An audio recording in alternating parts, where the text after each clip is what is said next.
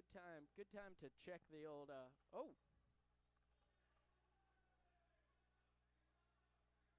Let's see. Oh, can you hear me now? That's the question. So, of course. Oh, you can hear me now. Come on, look at this. So this is phenomenal. In typical Beco broadcasting fashion, for some reason you couldn't hear me, but I have an audio engineer actually with me, and Jaleesa straightened it out, and I'm live. So let me just do this all again. I had a whole spiel. I mean, it was rehearsed. It was phenomenal. I don't think I'll do it as good this time. Welcome inside the fan cave, inside the broadcast booth, inside historic Grayson Stadium. It is a little windy, as you can hear, but we'll fight through it. I'm Beco Scala, as the wind is destroying. the wind is obliterating our natural sound mic, and I'm sorry for the tornado that just flew through your living rooms. We have Bananas baseball like you have never seen it before. The talent on the field is unbelievable. The entertainment in between innings and throughout the game is another level that you have never seen before. As we battle technical difficulties in the booth, the show on the field will make up for a rocky start. So I've buried the lead here with, fighting through some sound issues. I'm Beco Scala. Welcome to Bananas Baseball. This is the first ever Savannah Bananas Premier team. So these are actually professional players. I know you think the Savannah Bananas, you think collegiate baseball and the Coastal Plain League, but these guys are actually being paid to play. The vast majority of them. There are a couple college guys who are not being paid, to keep their eligibility. So there is that.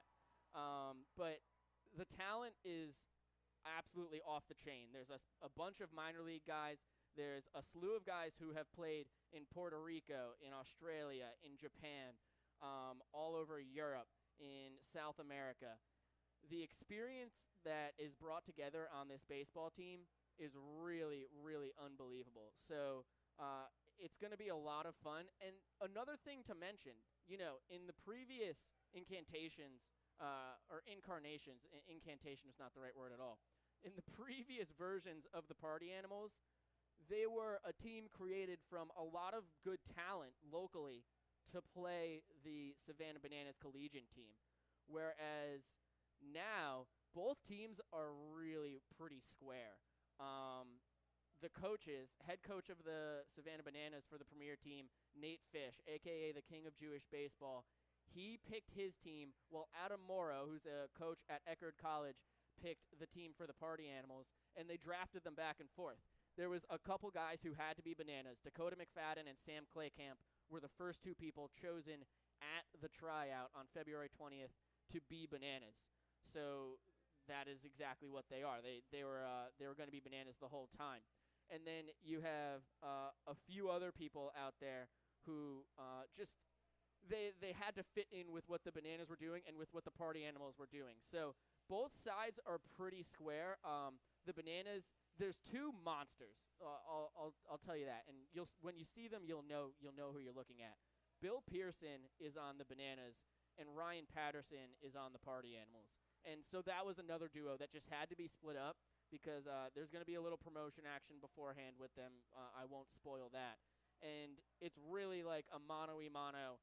Who's going to hit a home run first between the two of them in these 4 games? 2 of them in Savannah, 2 of them in Mobile, Alabama.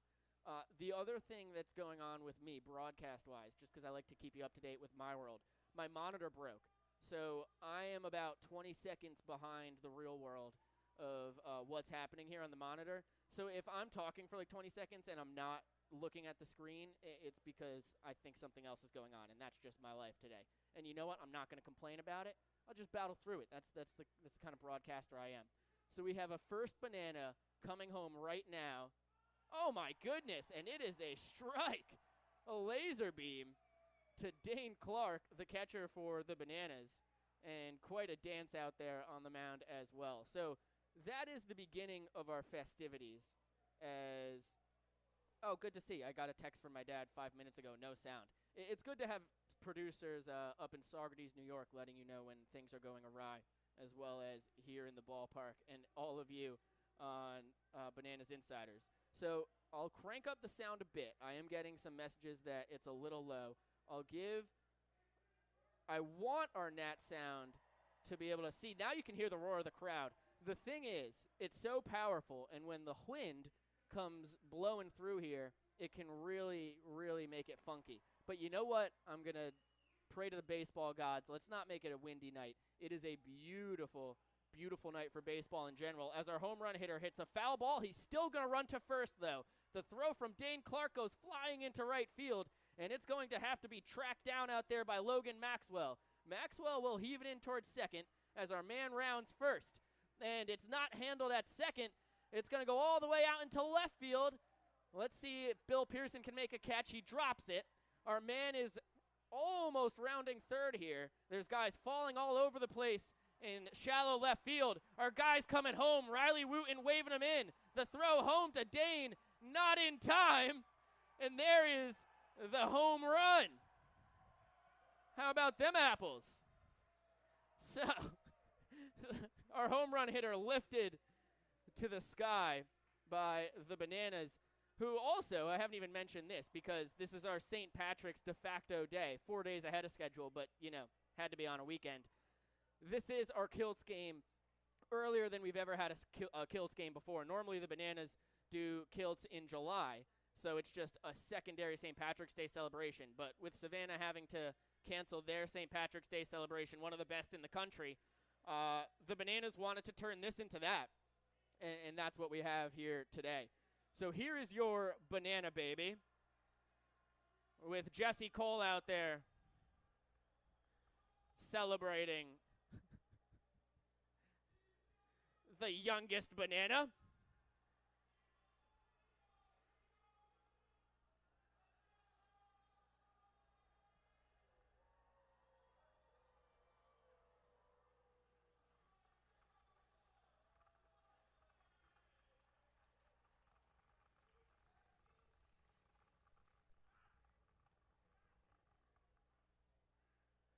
Oh yeah, there's the sweet spot. We've got a oh, and Nick Imbelli, you are right. Happy birthday to Jesse Cole.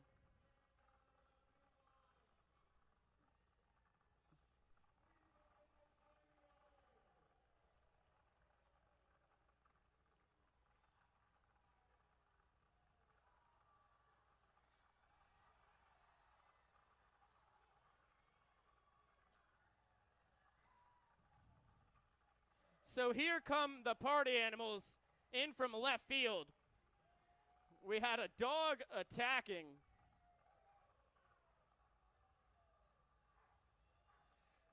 We had a dog attacking someone down there.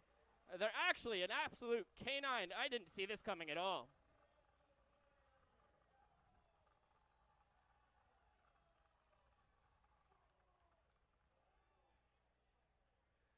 This is really unbelievable.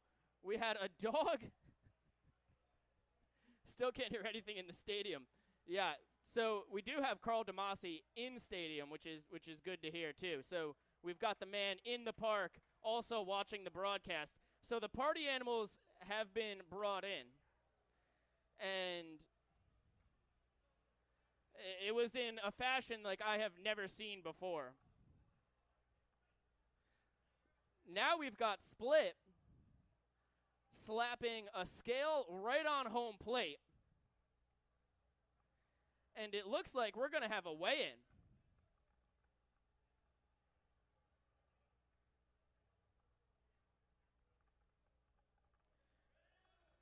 Let's tune in to Jesse Cole.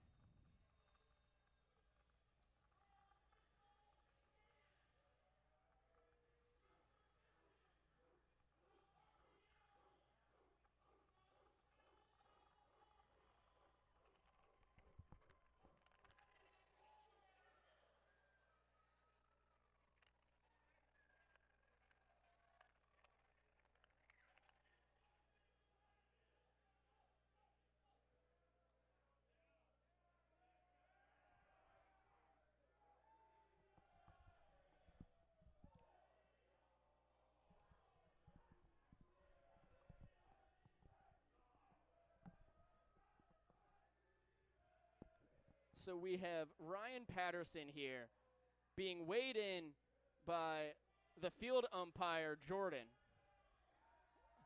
And I don't know what the weight is because Jesse Cole's mic is not coming through for us. But we will see the man weighing in against Ryan Patterson. And as I mentioned, there's a couple really big boys on each of these teams. Now Bill Pearson comes out ripping his shirt off, almost unsuccessfully, but there it goes. And Bill likes to put on a show. If you watched throughout the summer of 2020, he was on the Catawba Valley Stars. He played in 3 leagues professionally this past summer and led 2 of them in home runs. And he is getting the crowd pumped up as Ryan Patterson tries to quell them down. And here we go. There's your photo finish. And we're going to see who gets more of a cheer. Ryan Patterson for the Party Animals, the pride of Armstrong. Or Bill Pearson for your Savannah Bananas in the kilt.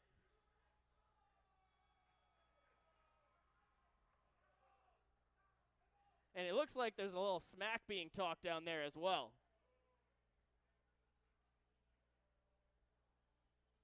Wow, that was really a sight.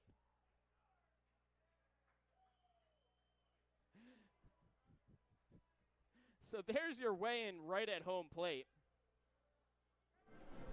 Bill Pearson, the pride of Mount Mercy University. And we'll see which one of those men hit the ball farther. I think you're right, Kelly. Ryan really could use a little trip to the gym himself. But he's getting his gym trip right now on the field. And we had Dr. D, Justin DeGrandis, getting in on the lifting as well over there.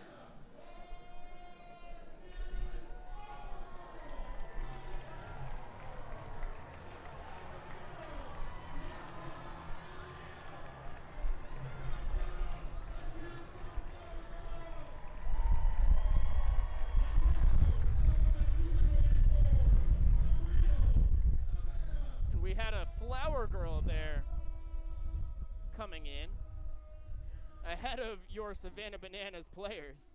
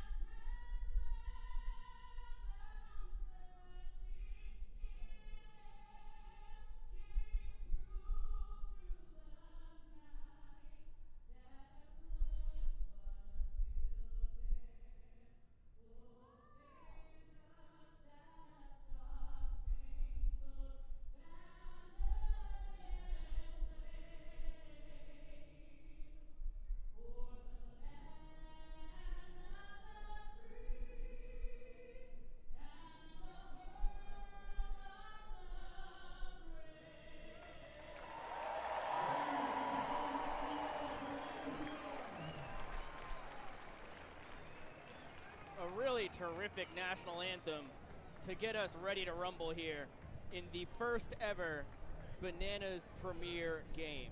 Now, both these teams are technically part of the Bananas Premier team. They are split in between Bananas and Party Animals, but all of them make up the 34 people picked at the tryout in Grayson Stadium a few weeks ago.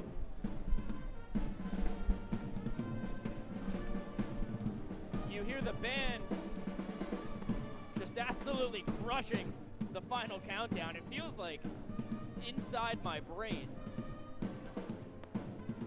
As our shotgun mic has all of a sudden become super powered. Warming up on the mound for the Bananas is Stephen Chambly.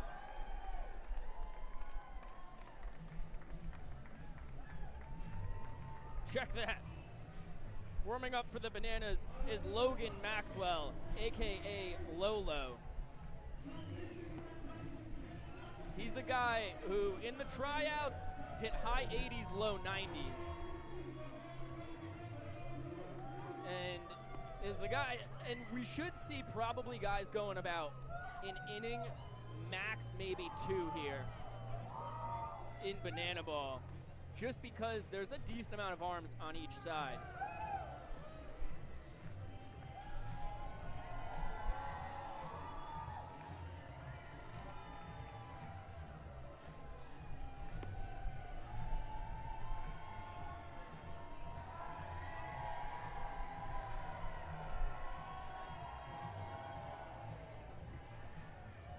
Logan, a guy who played in the Empire Baseball League,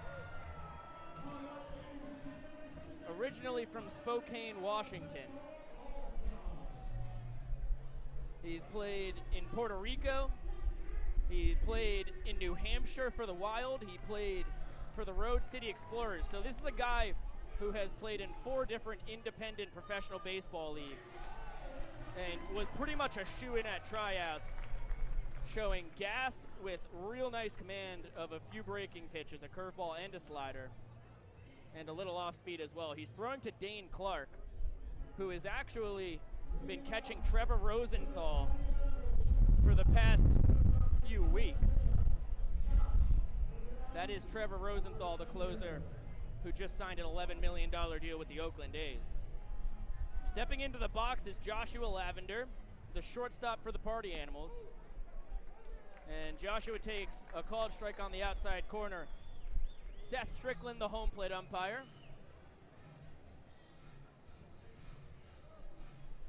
And as I mentioned before, Jordan Bala will be doing the umpiring in the field.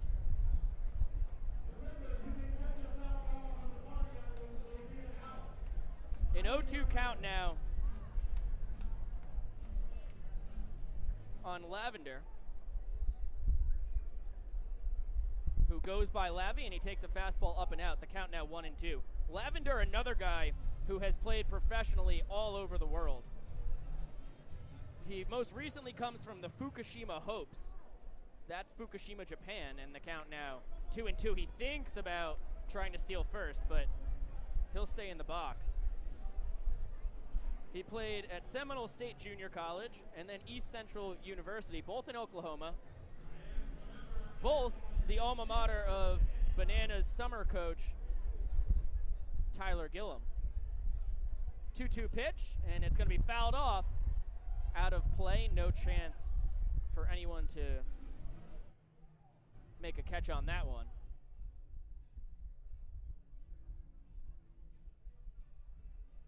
Lavender's also played in Mexico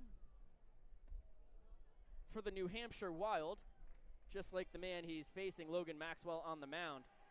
The Capitals de Quebec, the Cronulla Sharks in Sydney, Australia. I mean, these are guys who have played all over the world. The payoff pitch, up and out, and here we go. First batter, first walk of the game.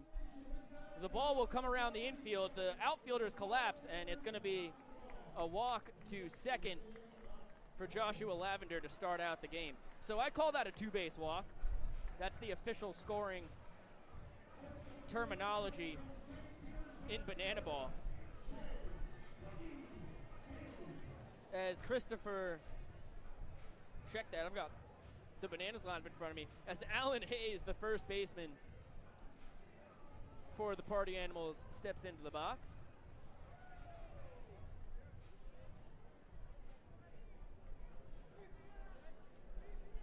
Lavender leads off second, and the first one up and in for a 1-0 count.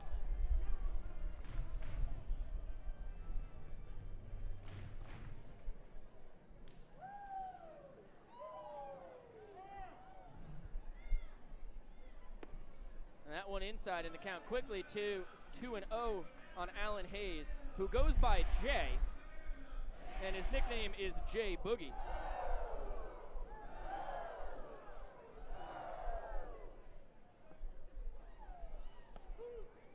That one on the outside corner, count now 2-1 on Hayes. Out of Altamont Springs, Florida, played for Florida Gulf Coast University from 2015 through 2019. Lavender takes off for third, and the ball is fouled straight back. So Joshua will retreat back to second, and Jay Boogie will wait for a 2-2.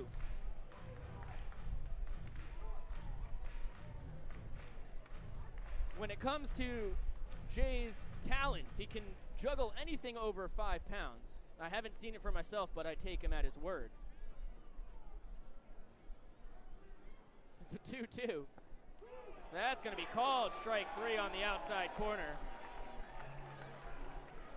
Jay not enthused by the call by Seth Strickland.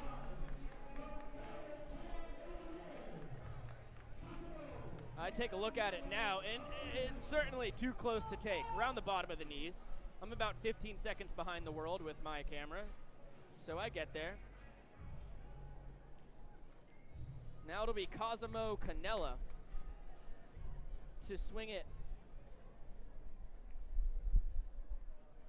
for the Party Animals. Lavender off second with 1 away. Now, another thing I should address is the 2 scores you see. The score in white are runs per inning. The score in green are points scored, because in Banana Ball, if you win an inning, you get a point, and that's all you get for it. Cosimo with a shot to left field. That's going to get down. Lavender can walk home. Canella's going to stroll into second with an RBI double, and just like that, the Party Animals take a 1-0 lead. That one was tattooed off the bat of Cosimo Canella.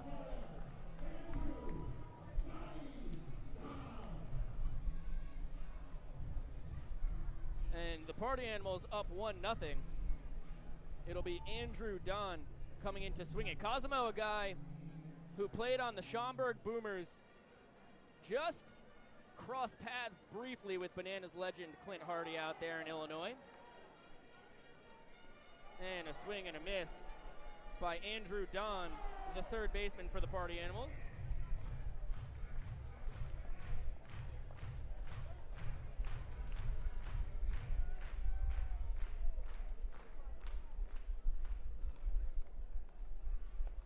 And that one inside the count now, even at 1-1. On Andrew Don, who goes by the nickname Donnie. Canella, a heck of a player. Out on second base. He dekes towards third, but he'll stay there. Count now 2-1 after that one comes in a little inside.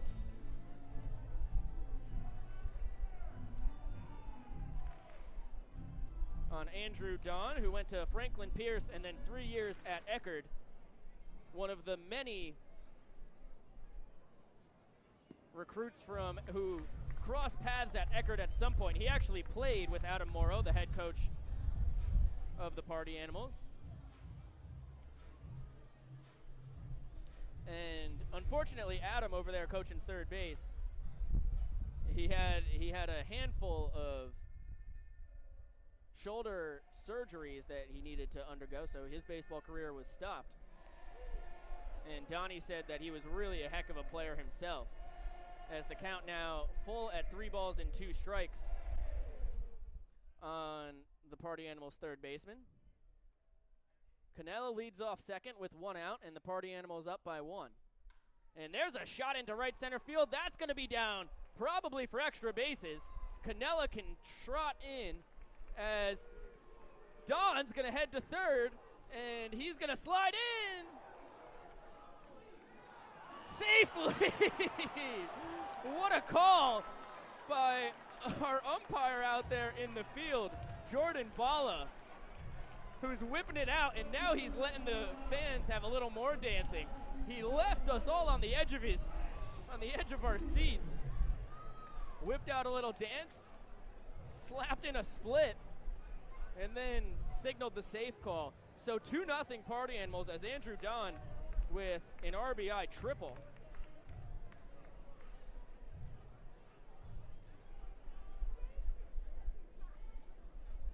And as I said in the pregame, both these teams are really strong. Now Myron Mebane steps into the box, nicknamed Splash. He is the left fielder for the Party Animals.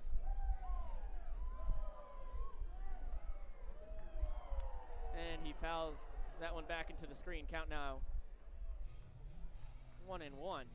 And he stepped out of the box, but Seth Strickland didn't notice. So that's another rule in Bananas Ball. It's actually 0-2 count. I didn't realize the first pitch was a called strike. You cannot step out of the box or else a strike is called on you. So he really should have been struck and out there, but Seth Strickland was trying to pick up a ball and really couldn't have seen it. And Mebane, dancing out of the way of that one, does a good job to stay in the box. I'm sure he's asking Strickland, is it a strike if he falls out of the box? Which it is not.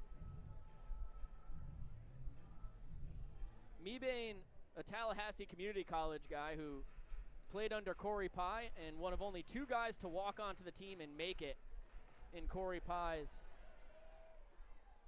7 years down in Tallahassee, as that one was fouled off third base side, but Mebane got a little, just enough of it to keep it out of range of the fans who, if they could have snagged it, would have retired him.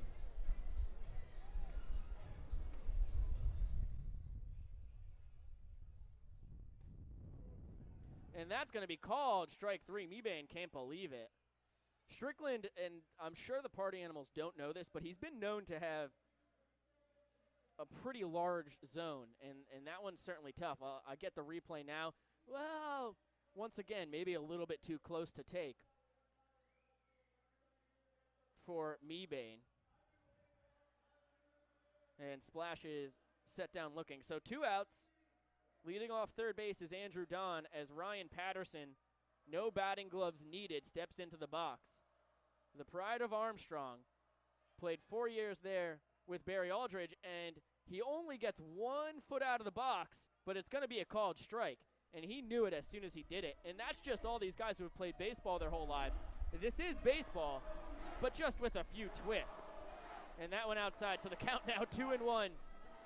On Ryan Patterson, the pulverizer, has taken some of the most impressive batting practice that I have seen out of anybody in my entire life. Just peppering the ball over the right field wall. And a shot, it's going to be grabbed there at second. The throw over from Christopher Vasquez in plenty of time. And the Party Animals will be retired, but not after 2 runs on 2 hits and 1 man left on base.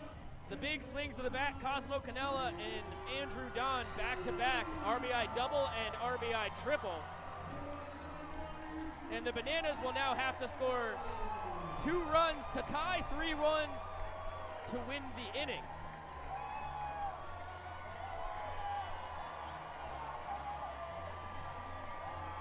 As we have a t-shirt toss going on in the stands.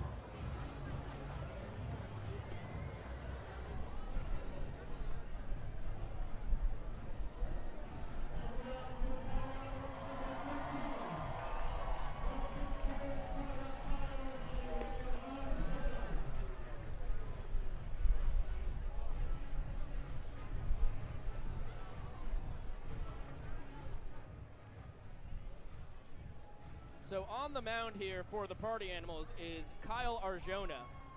He's a guy who spent a couple years in the Philadelphia Phillies organization.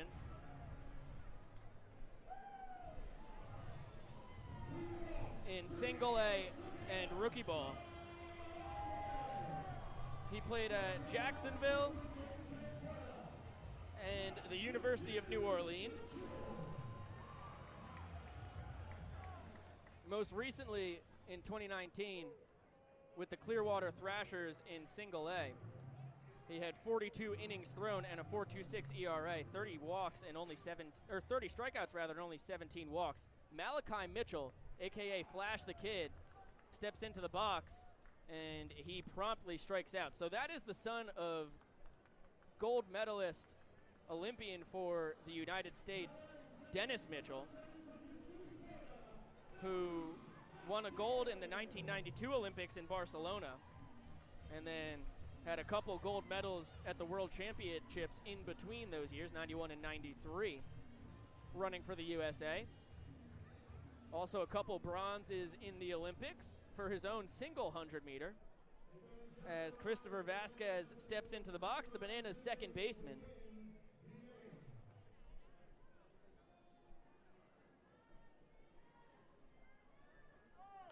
And he fouls that one off. The count now 1-1.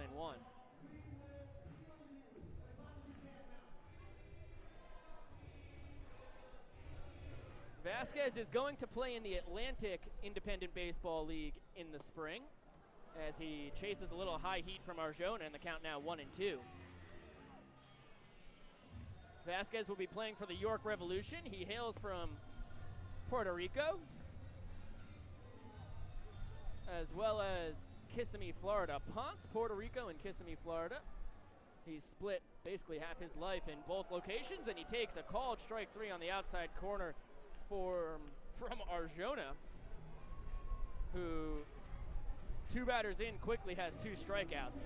And this is a guy who on Bananas Unpeeled, Barry Aldridge picked to be the most outstanding pitcher throughout this entire 4-game series, and I think there's a very good chance of that. Bruce, that's a great point. I completely missed in everything going on with Flash getting struck out and me talking about his Olympic champion dad, that Christopher Vasquez salsa danced his way up to the plate, so a shout out for that. As Michael Deeb, the left fielder, steps into the box and takes one up and out from Arjona. The 1-0 pitch will be a grounder to short. It'll be gobbled up there by Joshua Lavender, and the throw across is wild. Backing it up is the catcher, Michael Vivacis, for the Party Animals. And Deeb will reach on the E6. Deeb, a linebacker for the University of Notre Dame for 3 years. Also played a lot of special teams for them. Was supposed to be a two-way guy there, playing baseball and football. But an injury that he had developed throughout his senior year of high school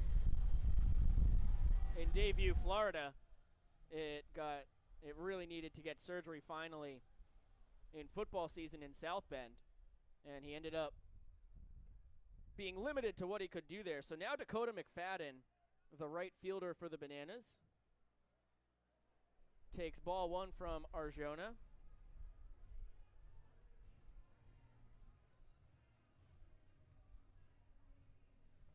Big swing and a miss. Dakota was trying to tie this inning at 2 runs apiece right there. Count now even at 1-1.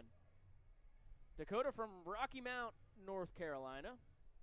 Went to Wake Tech for a year, George Community College for a year, and then Keystone for 2, where he clobbered the ball. There's a hopper to second, and the toss over from Cosimo Canella in plenty of time.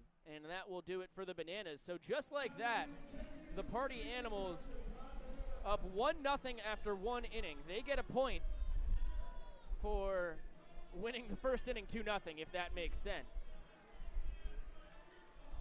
And hopefully it does. You'll see as we move through this game how that will be.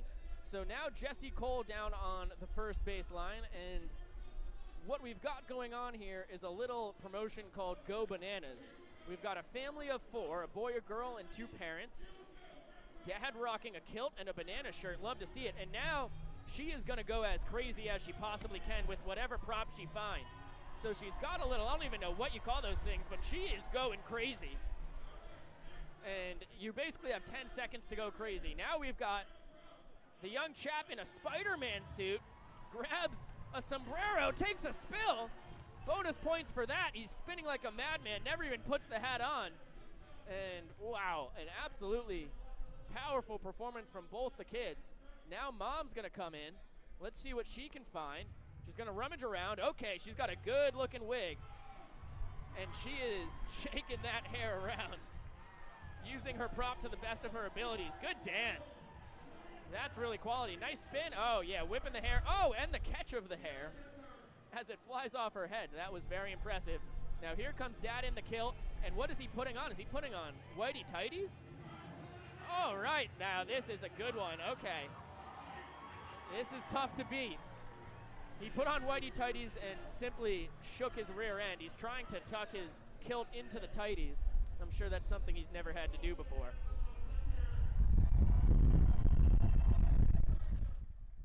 And we'll see who the crowd thinks went the most bananas.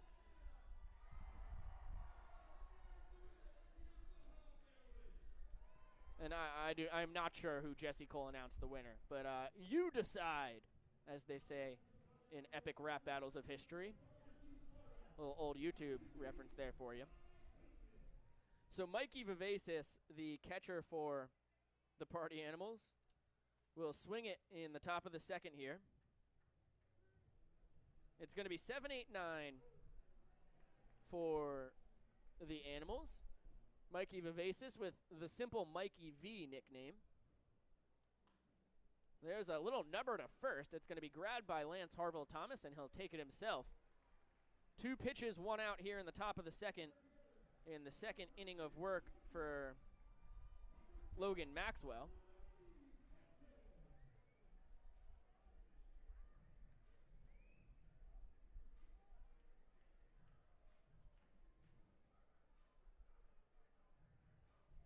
And Jacob Teston, the center fielder for the Animals, will take the first pitch outside from Maxwell. Teston a breakfast bowl banana as well as a Fansgiving banana.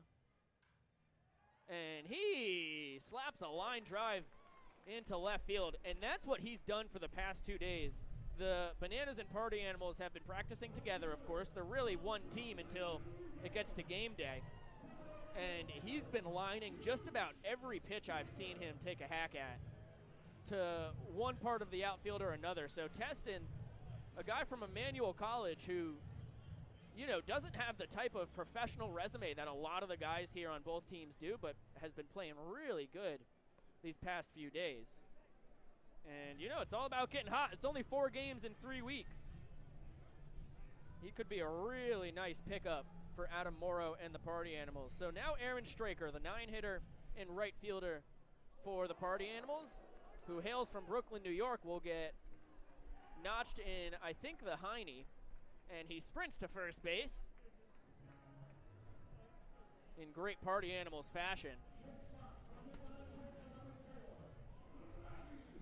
And just like that, after a quick out, it's first and second and 1 out for the top of the order, and Joshua Lavender, who worked a full count 2-base walk in his first at-bat against Maxwell. And that one paints the outside corner for strike number 1. As I said, Lavender, a guy who's played professionally in Japan, Mexico, and Australia, as well as Canada and 3 different teams in the United States. He holds the record for these 34 guys on both rosters for playing on the most professional teams. And just happens to hail from both of Tyler Gillam's alma maters when it comes to colleges, and he gets plunked in the rear end.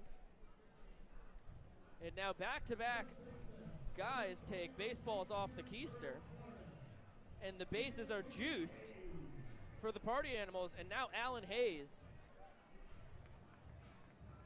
Jay Boogie, will swing it nowhere to put him. Maxwell in a jam. The Bananas are going to bring the corners in and keep the middle infield at double play depth. Hayes struck out looking in his first at-bat and grounds that one just foul down the third base line. Hacking early here.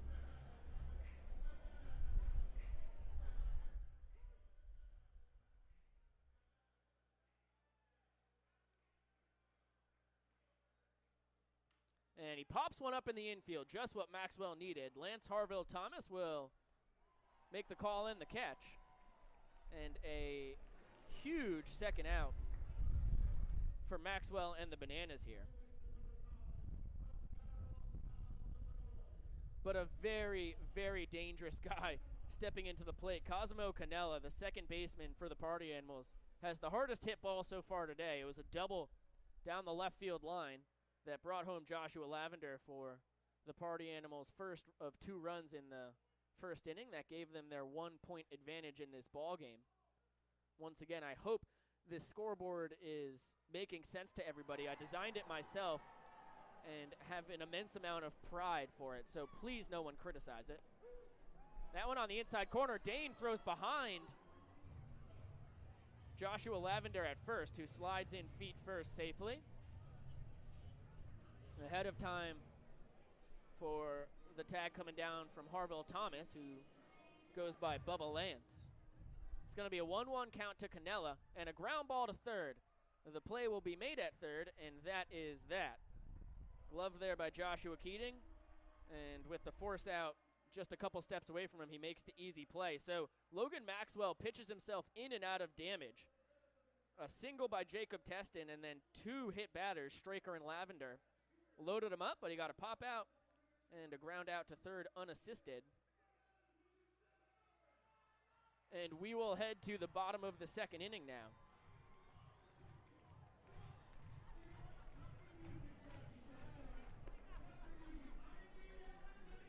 And we have Bananas Richard Simmons out there on the first baseline. He's joined by Shlomo Lepetz and Justin DeGrandis of the Party Animals.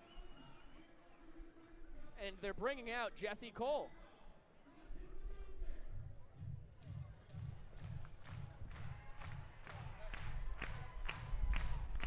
I don't think Jesse was ready to be out here dancing with him.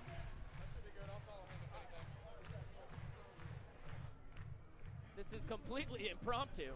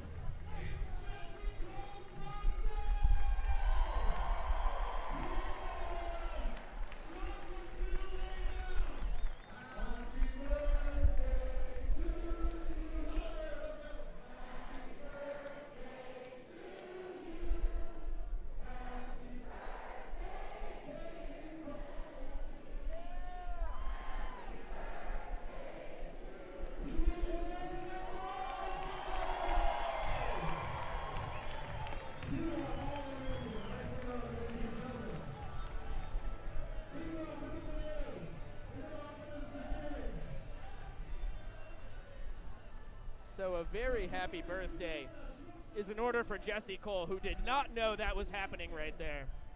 There was only about 3 people down below who knew it was happening. Tyler Gray, Zach, and Avery, who are 2 new folks here handling entertainment and promotions, and then myself and my 6-person broadcast crew. So a nice celebration there for Jesse as we are right back to baseball after our second inning stretch. And Sam Claycamp, the shortstop for the Bananas, a 2018 Banana, will lead it off.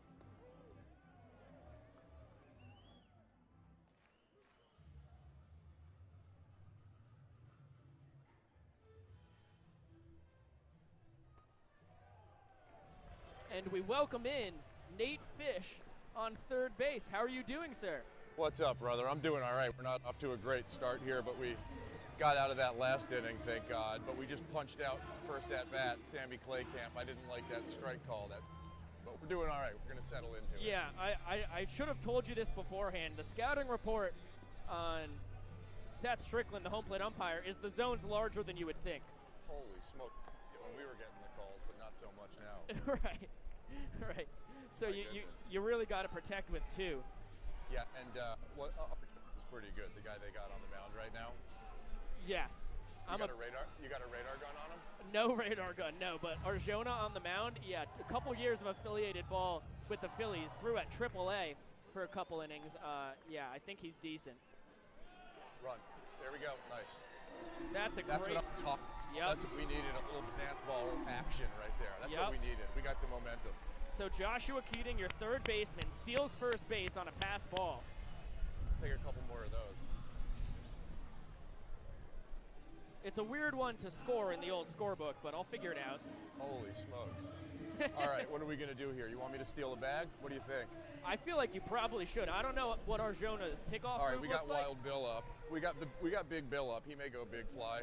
We got Keating on first base. He doesn't run great, but it's in his court. He's got the green light if he wants to run. Yeah, you're a big green light special guy. I like that. Oh, my goodness. Could the zone get any bigger right now?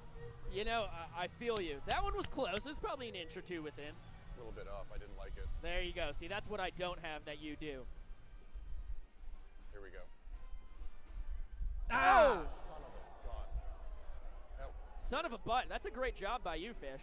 Yeah, you like that? That was tremendous. Wow. Second. Hold on. Bill, take your time.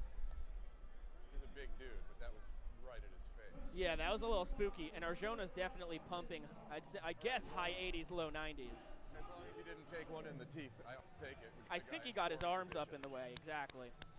All right, what do we think about this here? My boy Lance is up. He may run. I got him hitting a double with the left center field. Love that. I love that prediction. I may do some screaming if we have to force somebody. Hold on. I'll be ready to turn your sound down once you start hollering. All right. Your first base coach duties take priority over just chatting with us on the broadcast, buddy. Watch it, Beak. We got millions. What? Yeah, we're just a smidge under. We're about 980K right now. Nice.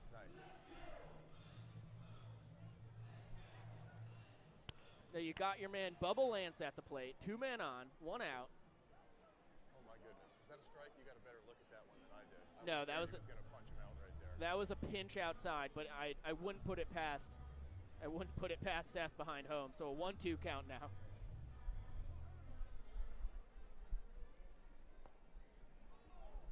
And that one was a good 1.5 foot out. So, come on, Kate. The last man to make the Savannah Bananas team. He was down to the final 5, and he won the fan vote. And he's got a chance to do something big for you here in the second inning. Lance. That's a good fight. Uh-oh, if someone catches it. Uh-oh. Thank goodness. Wow. Wow. I got a hot take for you. Adam Byron, our assistant coach before the game, goes, I got Lance hitting a foul ball that a fan catches. He called it. He almost nailed it right there. Thank God no one caught that ball.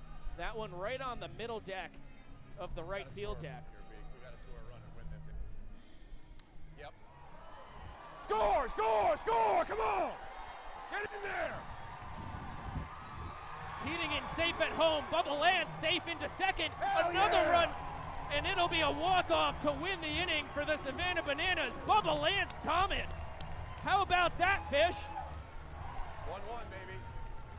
We'll catch you back in the bottom of the third, buddy. Right, I'll talk to you later. How about that? Just as I said, the last man to make the team, Bubba Lance Thomas. And he knocks in Joshua Keating with the RBI single to left. And all of a sudden, this game's tied at 1 point apiece. So just like that, we've got ones on the scoreboard. And that's got to feel awesome. Now, Lance is one of the nicest people I've met in my entire life. He's got a smile that just lights up every room I've ever seen him in. And a really infectious personality.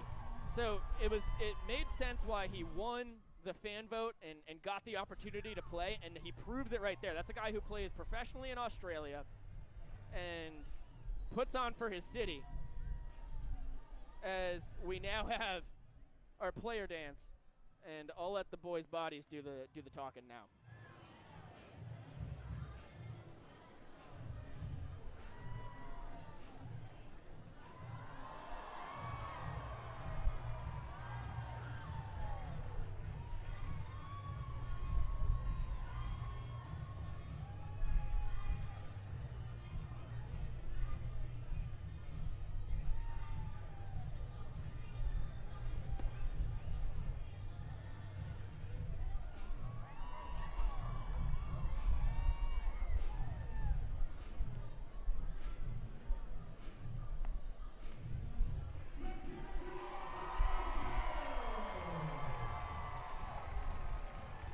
Just a phenomenal dance as always. Shout out to Dakota McFadden, who sprinted in from right field to be a part of that. Normally it's just pitchers, but he wanted to be a part of the dance so bad and showed he had the moves where he deserved to be there, and he gets to be a part of it. Michael Sailors and Alex Pierce, the two pitchers, along with Darius and Maceo.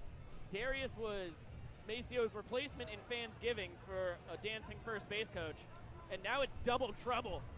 When it comes to premier time, we've got two dancing first base coaches. What more do you want?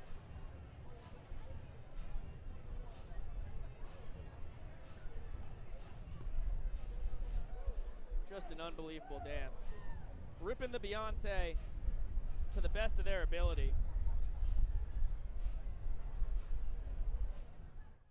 As Emmanuel Rosario will come in from the pen for the Bananas. Great chuck down to second by Dane Clark. And we'll get the third inning underway. So the Party Animals won the first, 2-0 for 1 point. The Bananas won the second 1-0 for 1 point. So if it was baseball, it would be 2-1 Party Animals. But it's banana ball, people. So it's 1-1 here in the third inning. Emmanuel will have 4, 5, 6 here in the Party Animals lineup. Andrew Don, 1 for 1 with an RBI triple, will lead it off. Then Myron Mebane and Ryan Patterson after Donnie.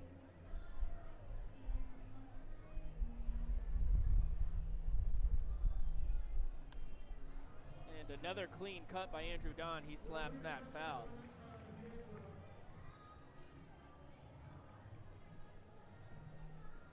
Andrew Don, born in Scituate, Mass., grew up in St. Pete, Florida. Played a year at Franklin Pierce and then 3 years at Eckerd, alongside his third base coach and the head coach of the Party Animals, Adam Morrow. Dane Clark does a cute little dance there, whipping his kilt around, looking for that foul ball. Count quickly 0-2 on Donnie.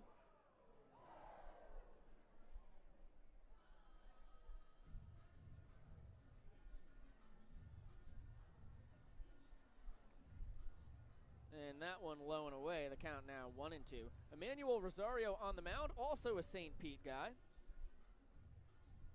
Played at Florida Atlantic University and then with Donnie at Eckerd in 2017. So these are guys who have played together before, also both from St. Pete. Very good friends. And a lot of bragging rights on the line with this 1-2. It's going to be a high chopper up the middle. Fielded at short as Claycamp will have to eat it. Just couldn't get a clear handle on it, and Andrew Don runs like the wind.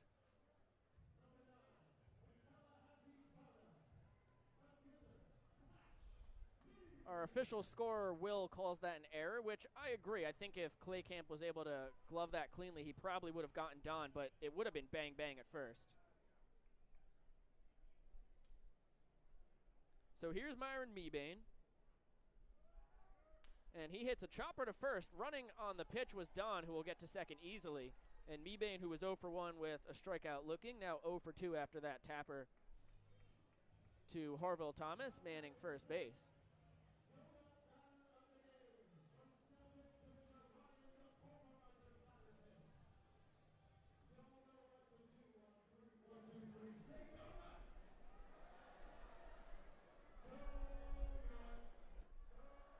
So here is Ryan Patterson, who is the donut man of the game. If he strikes out, all the Bananas fans get a free donut. And he swings and misses at a first pitch breaking ball from Rosario. And the count 1-0.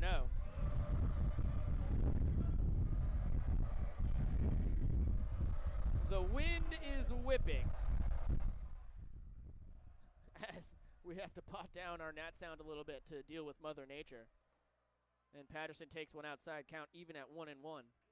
Emmanuel this past summer also threw 9 innings for the Jersey Wise Guys in the 2020 All-American Baseball Challenge. That was basically what the Frontier League was this past summer.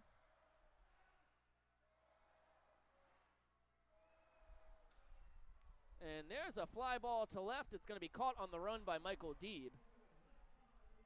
And the former Notre Dame linebacker tosses that in for the second out of the inning.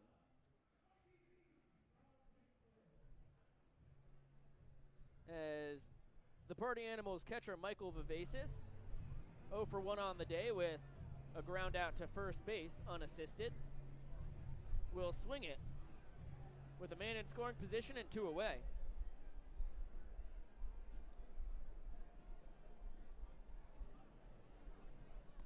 And he takes that one low and in. Nice play there by Dane Clark to keep that ball in front of him. As you can see with the pinned comment, as I've noticed, I thought no one was commenting. It's just I was so low, I was looking at the pinned comment only by the Bananas. As there's a chopper to third, it'll be gathered there by Keating. Toss across the diamond in time. And a scoreless inning for Emmanuel Rosario, who shows the crowd his appreciation as Andrew Don is stranded on second. And we head to the bottom of the third inning. We will have the world's slowest race here. Oh no, it's an audible. It's Pie My Dad, a Bananas favorite down there on the first base line. And of course, Jesse asked him if he could get a bat or pie his dad, and he decided to pie his dad. Jesse said 3, and he did it immediately, and that was a heck of a smack for Pops. Some chutzpah on that puppy. He's gonna pie his dad again, he said. Kelly Flippin Clarno says Notre Dame linebacker, and he was for 3 years. The stories that Michael Deeb told us on Bananas Unpeeled last week were unbelievable, as this poor Pop has now been pied twice, and I believe he's going to get pied again. Oh my gosh, he gets double pied by Tyler Gray. I can't believe that, out of nowhere, and now we've got a new whipped cream coming in. I think that's why T. Gray was even involved. Oh, another smack to the face, unbelievable. He got pied 5 times. I think that was more pie than he bargained for. But yes, Michael Deeb was a Notre Dame linebacker for a few years. He roomed with John Bon Jovi's son. He was acting partners with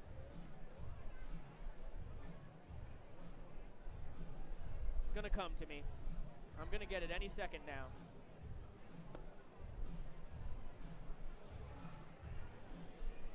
It's gone. My mind is blank. Sunday Night Football. Someone help me out here. Who's the color commentator on Sunday Night Football? I feel like my brain is dead. Chris Collinsworth. He was acting partners with his son. That it just was lost for some reason in my brain, and I had to delve deep into the darkest corners there to bring back Chris Collinsworth. He was acting partners with Chris Collinsworth, his son. He was really good friends with Deshaun Kaiser, who went on to be the Cleveland Browns quarterback for a little while and was a much better quarterback of Notre Dame than he was the Browns. So now Dane Clark will swing it.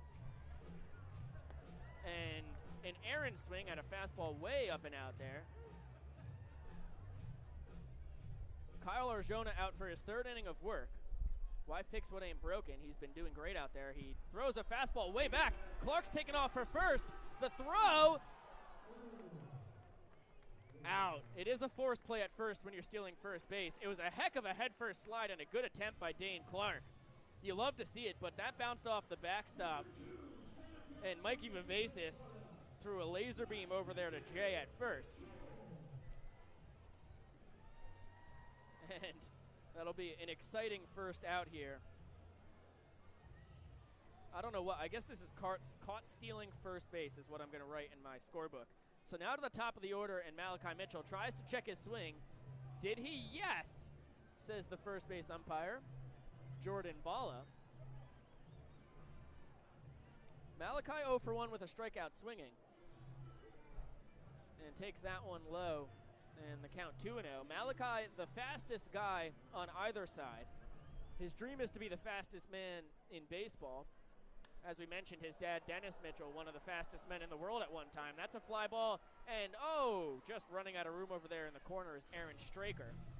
And Malachi was rounding second by the time that ball came down. That's how quick he is.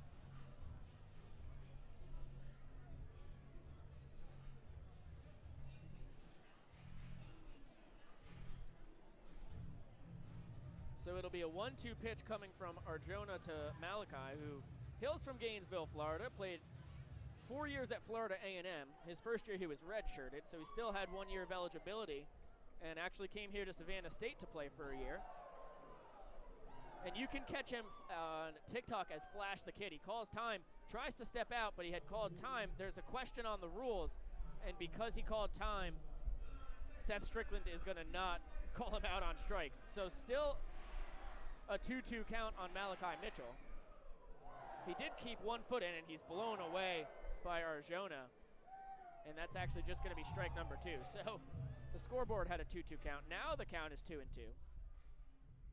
And that one outside, the count full. So Arjona really just has to toss one over the middle of the plate here,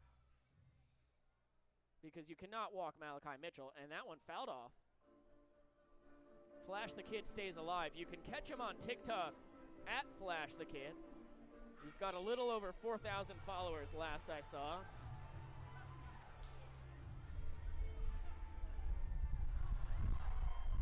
Another 3-2, a nice piece of hitting by Malachi Mitchell. Just puts the bat out there and sends a flare into right field. So Malachi on with 1 out. And I would bet my life savings, in fact I will if anybody wants to offer me up on the other end of this friendly wager, that Malachi Mitchell will attempt to steal second base. He's got scary, scary wheels. His 60-yard dash ranks with the top 10 guys in Major League Baseball. And he's got a decent lead over at first. Of course, you have a professional pitcher on the mound in Arjona who's held on minor league guys for a couple years from 2018 to 2019 before minor league baseball was shut down in 2020. A 2-0 count now on Christopher Vasquez, the left fielder for the Bananas, 0 for 1 with a strikeout looking.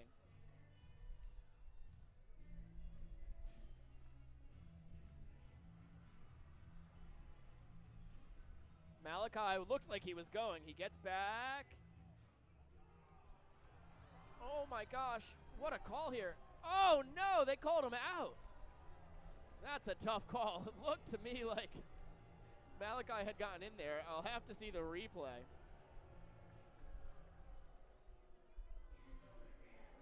It is Maceo now having words with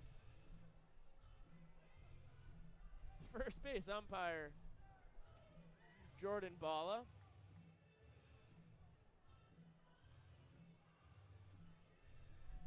So Malachi would have stolen. He actually was going to steal on that pitch. That's why it was a close play at first. I did think he got back. It was a great move by Arjona, as that one just misses the outside corner, and the count now 3-1 on Vasquez, who was the MVP of the Fansgiving game back on November 13th. He takes a fastball outside, and he's off to the races. Mikey Vivacis forgot that we're playing baseball. And what happened here? Now we had a tag, but it hadn't gotten every fielder, so Vasquez is rounding third. He's going to stay right there. Boy, I think it might have been worth it to risk going home with 2 outs and Arjona, a really tough guy on the mound. He was certainly confused by the throw down to second and the tag attempt made on him.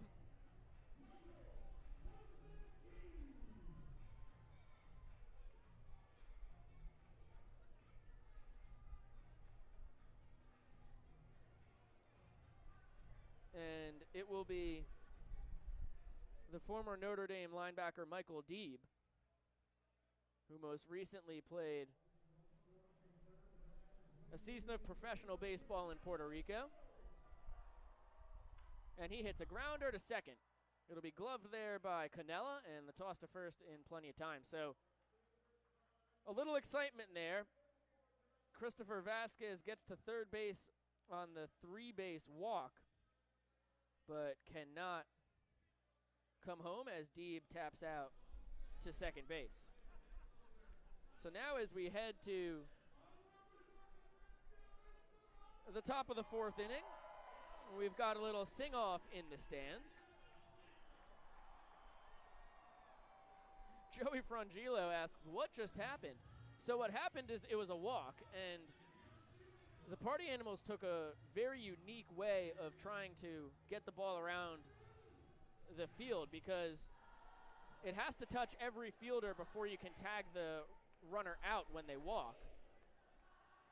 And the throw went straight down to second by the time Vasquez was basically getting there, who can run quite well.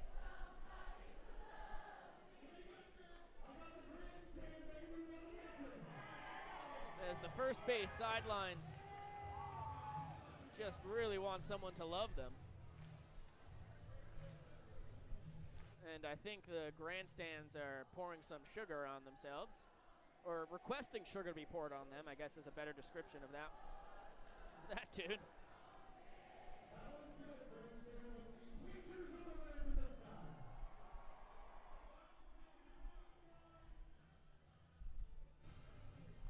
So Emmanuel Rosario will be out there for inning number 2 on the mound.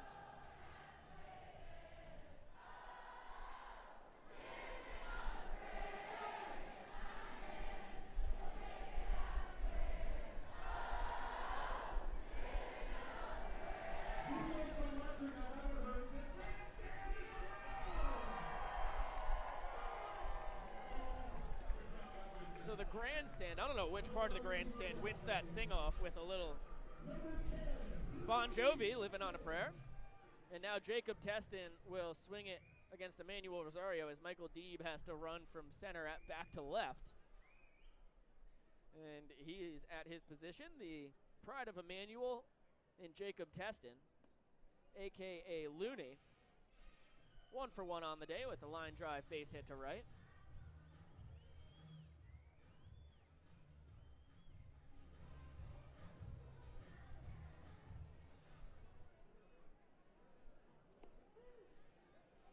And that one on the inside corner. The count now even at 1-1 on Looney.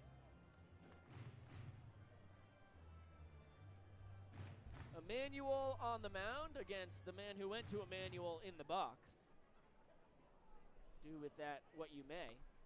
That one misses the outside corner, and the count now 2-1 on Teston. Jacob, the only guy on either of these teams with a set of grills. Just his lower teeth. Is that how you say that? There's a little fister, but it's going to be grabbed at short by Sam Claycamp. Not bad wood by Teston.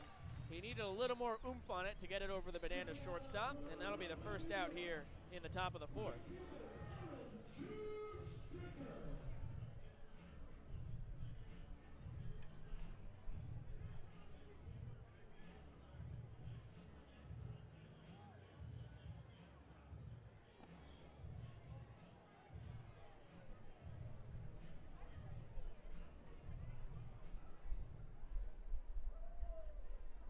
Our official scorer, Will, was just coming over to confirm a hit error earlier and then unfortunately bopped his head on the way back.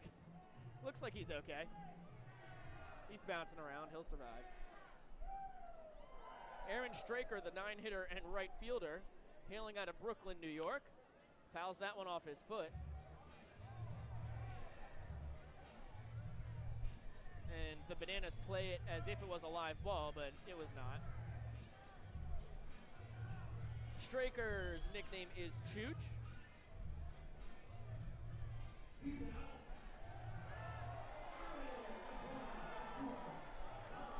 Now, how was that an out?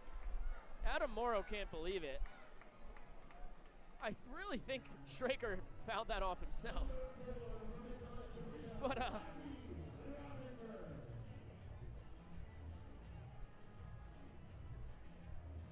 he is retired. So I guess we're going to call that a 1-3 putout. And 2 quick outs for Emmanuel Rosario on the mound. Now to the top of the order, and the shortstop Joshua Lavender. And a big swing and a miss from Lavi on a first pitch breaking ball.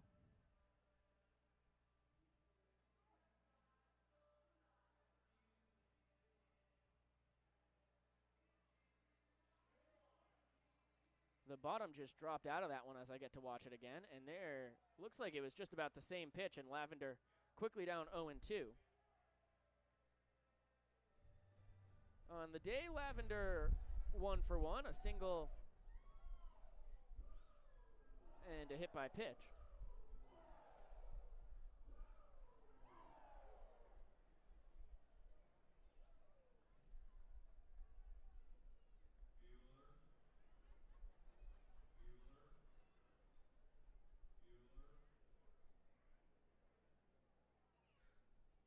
Here comes the 1-2 from Rosario, working from the stretch as he always does, with maybe the shiniest cleats from any player out there on the field today. He gets Lavender swinging, ends up gassing him up after getting those 2 swings and misses on breaking balls.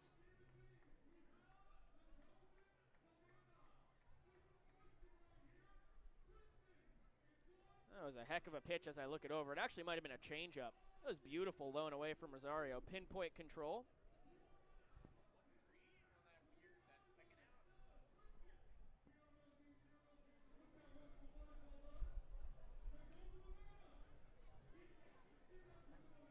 So the Golden Banana on the field. Let's see if we've got our man Tigre down there on the mic.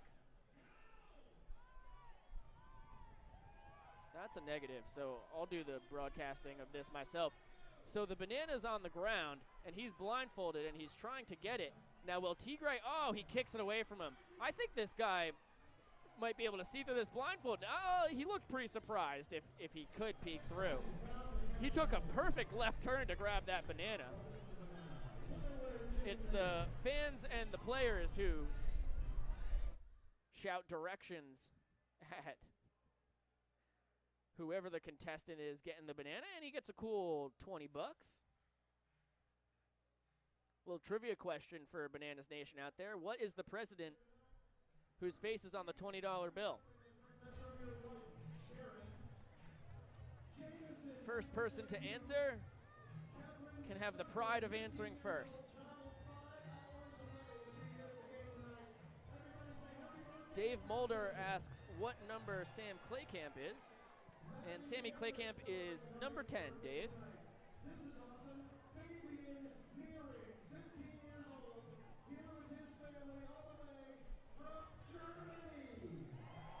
We've got a couple fans here from Germany that are being celebrated in the stands by Shark.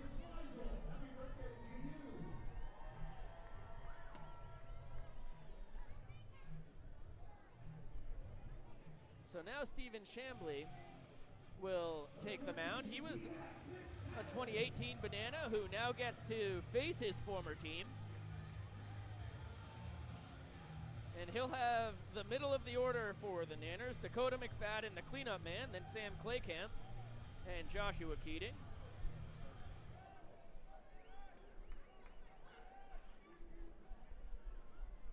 Brad, my stepdad, according to my mom, says Jackson, and I think it is Andrew Jackson. Kelly Flippin Clarno said Hamilton. I think Andrew Hamilton's on the $10 bill. I know that from the SNL digital short Lazy Sunday. Shout out Andy Sandberg.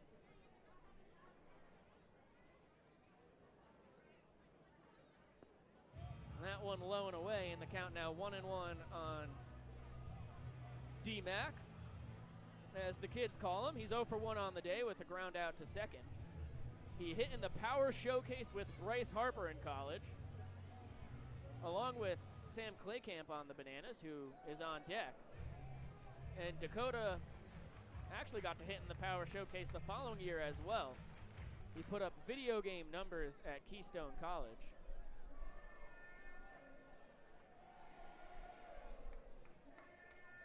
The 2-1 from Chambly. Nice front door breaking ball in there, in the count now even at 2-2. Dakota at Keystone hit .349 his first season, .389 his next. As that one inside, and Dakota able to stay in the box, almost falls out of it. The count will be full at 3-2. 6 home runs his first year, 12 home runs his next year, and really can put on a show in batting practice. Payoff pitch from Chambly. Swing and a miss. Nice fastball around the knees. And Dakota down for the first out here in the bottom of the fourth.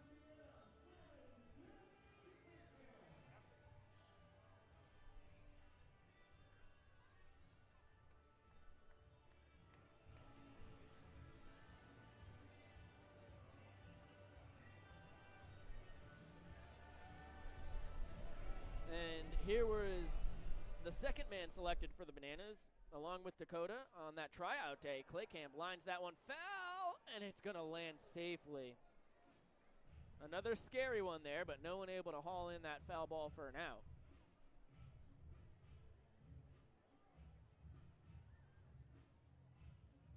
Kelly just never has 20s on her, as well as Sue. I feel you guys there. Sam 0 for 1 on the day with a strikeout looking. Shortstop for the Bananas. This past summer played on the Lexington Legends. As there's a swinging bunt down the third baseline. They got to wait for it to go foul. It's going to be grabbed by Chambly, who tries to get his fellow former Banana out at first, but it goes into down the right field line, and Claycamp will roll into second on what is a single and reaches second on an error. The only chance I think Chamblizi had there is what's on the back of his jersey, was letting it go foul. I mean, that would have been, even if the throw was on target there, I think Claycamp had it beat out.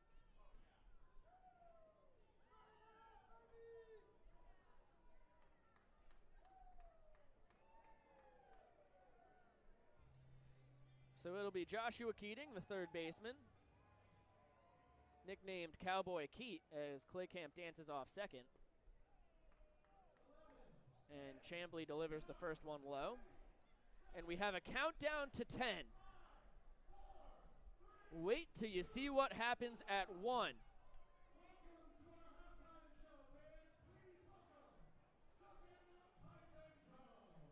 It is your halftime show as the players evacuate the field. And it's time for a little halftime entertainment.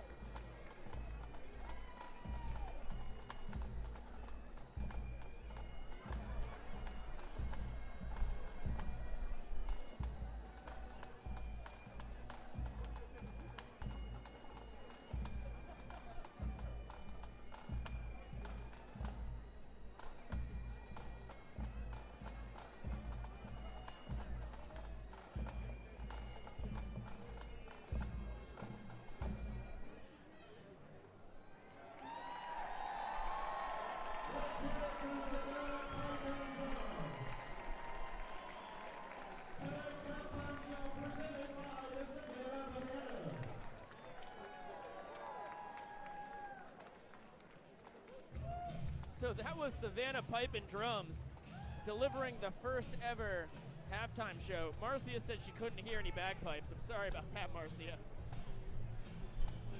That is the whole point of the halftime show. And now we will resume this game exactly where it left off. So it's going to be a 1-0 count on Joshua Keating.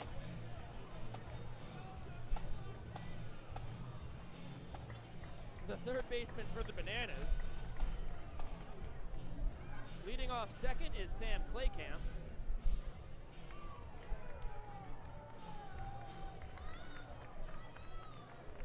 And we have an out at second. I think we had a hidden ball trick. Sam Claycamp is arguing that time was still out, and Nate Fish is going to argue the same thing.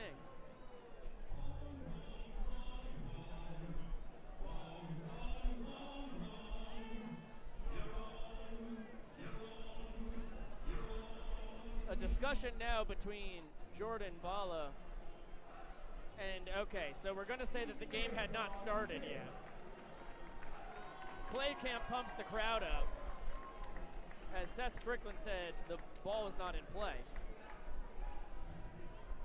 Adam Morrow having some words with Nate Fish as the two head coaches discuss what just happened.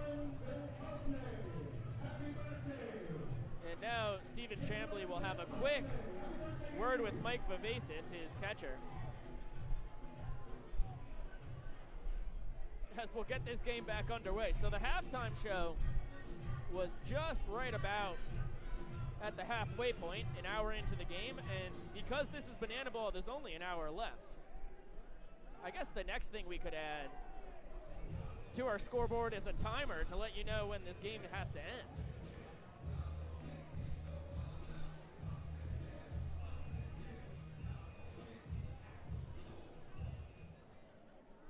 We got Darius is the first base coach now instead of Maceo over at first, and boy, he can move it as well.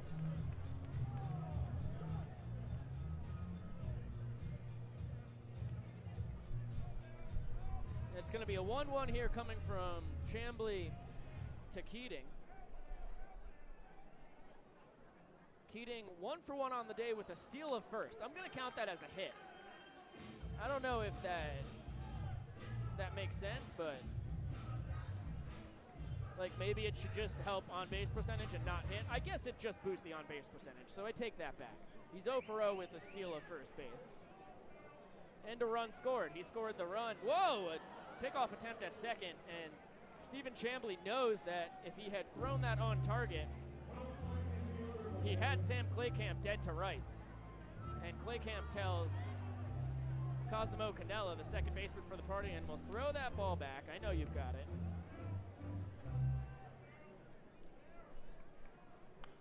That one fouled off and will fall safely to the ground.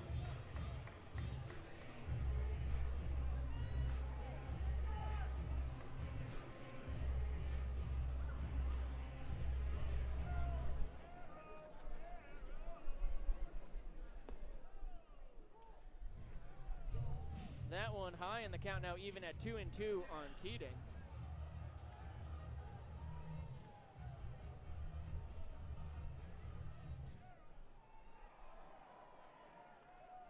Two coming. Claycamp takes off for third. A check swing. Did he go? No, says home plate umpire Seth Strickland. And credit Sam Claycamp with a steal of third. Baby Shark plays in Grayson Stadium as the winning run for the fourth inning is now 90 feet away and only one out. Claycamp now drawing back and forth with Adam Morrow, and that one outside, it's going to be a walk, and Claycamp can just walk on home. Chambly's going to throw the ball home. They're going to tag him, but he's going to be safe. And the Bananas win the fourth inning and take a 2-1 lead in the ball game. So that's the one thing you can't do, is you cannot walk anybody with runners in scoring position. That is for sure.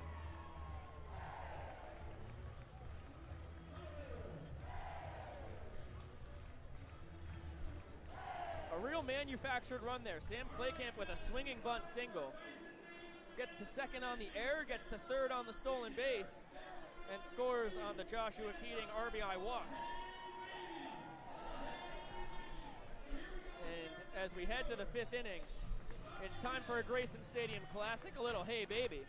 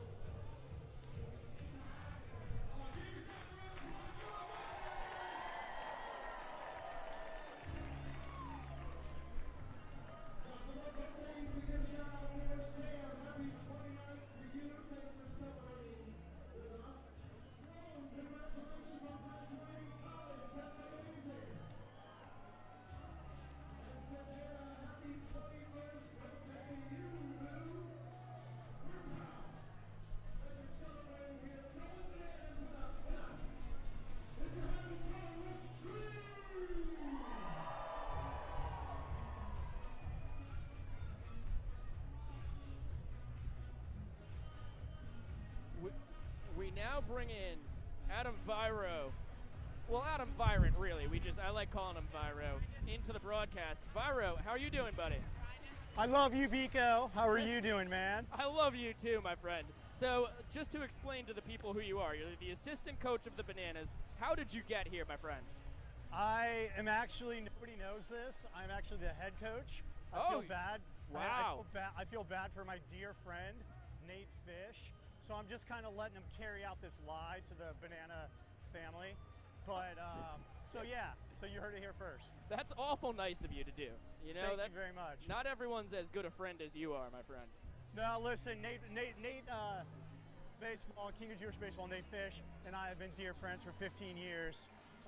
He said, come on down, let's coach some banana ball. And I said, absolutely, I'd never pass up that opportunity. And it's absolutely electric here.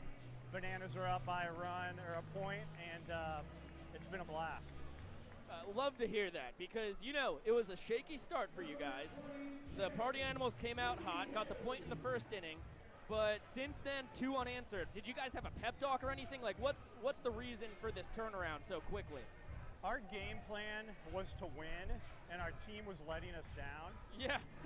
And we had a heart-to-heart with each and every guy, and we said, listen, you guys are Bananas. The people came out here to see the Bananas. Do not let the people down. Give them what they want. And the Bananas showed up, and here we are. And it's not over yet, man. It's not over yet. We're still going. There's no doubt about that. You've got Emmanuel Rosario out there for his 3rd inning of work. He's tossed 2 scoreless. You got to be really happy with the pride of Eckerd here, huh? Well, I tell you what, I'm going to take 100% responsibility for Rosario's success in the game tonight because I warmed him up in the bullpen. That's fair. And I think it's very fair. But realistically, Rosario is throwing fantastic. That hit by pitch was scripted. We did not want to pitch to Hayes there. He's a fantastic hitter, but Rosario is throwing fantastic. He's an absolute gamer. He really gave us the lift we needed. So we got to get a double play ball right here. Yeah, there's no doubt about that. So Jay Hayes, the first baseman, who was 0 for 2 on the day, gets plunked on purpose, according to Viro. And now you've got, I think this is really a scary, probably the scariest part of the order here. You got Cosmo, Canella, and Andrew Don on deck. you saw it in the first inning with the back-to-back double and triple that they put together. These guys can get some lumber on the ball, huh? These guys are big dudes, Yeah. swinging big bats, Yeah. hitting barrel on it. I think Rosario's going to throw a little two-seam double play ball right here. Let's find out. I think It's all right. I think you go viral if it happens, you know? Well, you know what? I think I'm going to get a ground ball to the third baseman double play right here. Here we go. So- Now you're really calling your shot. Man, how about this crowd tonight? It's Absolutely fantastic. Unbelievable. I mean, I can feel the electricity at every moment of the night. It's got to be great down there on the field. As you got a little pop-up there in shallow center. Looks like Sam Claycamp is going to be called off by Malachi Mitchell.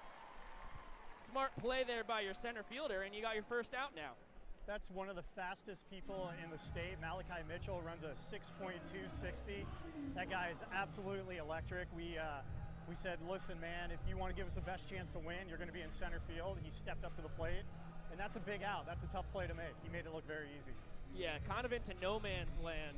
The Bermuda Triangle out there behind second, and Canella, who was 1 for 2 with an RBI double and a run scored, is retired. Now you've got Andrew Don 1 for 2 on the day with the RBI triple. And yeah, what do you got, Vira? Have you had any good food up there, man? Do you need some food delivered to you? You know, I don't need food delivered to me. Normally I would say yes, but I've got a couple of Grandma Marty Barrington's chocolate chip cookies just waiting to be devoured. So I think that'll actually get me through the game. All right. What do you think about this breakdance first base umpire? He's pretty crazy. I was about to bring him up too. I think his calls have been decent. You know, maybe a couple controversial decisions, but more importantly, the electric factory that he is. I mean, he's been really giving some tremendous calls out there on the field. Do you think you could do any of the moves that he's performed so far tonight? I could attempt them, and Yeah. there's an ambulance outside that I would have to utilize. Yeah. Yeah, it was really tremendous, the split he pulled off for the safe call on the Andrew Don triple. I think that's my favorite thus far. I think it was absolutely crazy what the Party Animals did to start the game by having an attack dog attack one of their players. Yeah. What in the world was going on there? I didn't know that was happening. I had no idea that was terrifying for me. I was on the field with the crazy thing, and I didn't sign a waiver for that.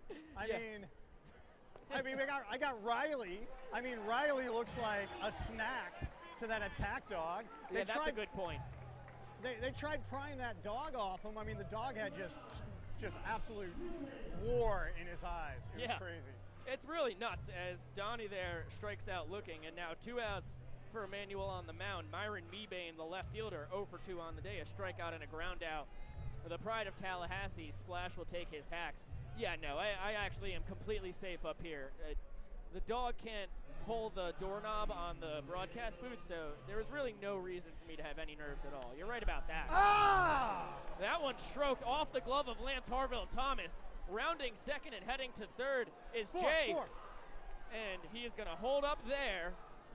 The ball is going to dribble in and be gathered up by, it looks like, Joshua Keating. So a little scary play there, but honestly, good enough there by Harville Thomas to get a glove on it, or else the Party Animals would have a run-in. Man, it's been a good game so far. I'm really happy with the play of both sides. Oh, this is Patty. Everybody wants donuts. Everybody's cheering for donuts right now. The donut man, Ryan Patterson, the DH for the Party Animals. I want to see how the crowd reacts if he nukes the ball here. I'll probably lose my mind, but it'd make it tough for the Bananas. Let's see what happens here. There's a chopper up the middle, going to be a tough play. Oh, and it's off the glove of the sliding second baseman, Christopher Vasquez. Mebane's going to come in to score behind Jay Hayes, and a big 2-run single there for Ryan Patterson. It wasn't the bomb that you described, but a big hit for the Party Animals with a 2-0 lead now here in the 5th. Yeah, I'm not impressed at all. I'm not impressed. You didn't like. What do you think of the push-ups over there by the first base coach? Is that Adam Morrow over there? It does look like Morrow over there at first, eh? That's Mo. Mo at first base. He's absolutely electric. He's the right guy to coach the party animals because he's a knucklehead himself. Yes, he is. But it looks like they got some tea out here. Is somebody about ready to get some tea? Yeah. All right. Oh, you know, I bet that's Grandma Marty Barrington. She likes to bring tea out for the umpires. A little tea and cookies to, you know, quench the thirst. Keep them on their game. Hey, tag him! Tag him! Tag him! Atta boy. Wow, Big how play. about that? So Mikey Vivacis, the catcher for the Party Animals, stepped out of the box towards first, and that is legally a steal attempt, so he is out. Hey, Viro. Vico, it was great talking with you, buddy. Likewise, my friend. Thanks so much. We'll do it again. Now enjoy the bananas nanas because this is really why everyone comes. Hey, Vico. Yeah, buddy. I love you. I love you too, Viro. It's been a See ya. pleasure. See you, Doc. See you, buddy.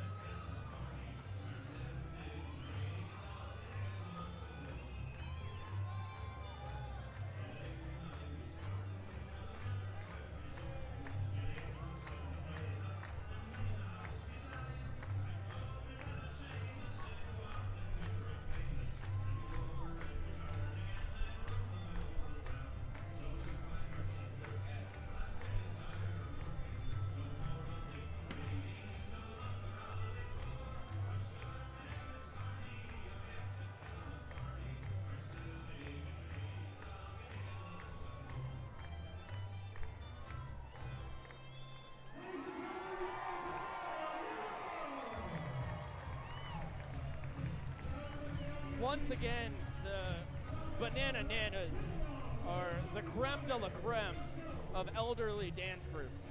Find me a better elderly dance group, I will wait.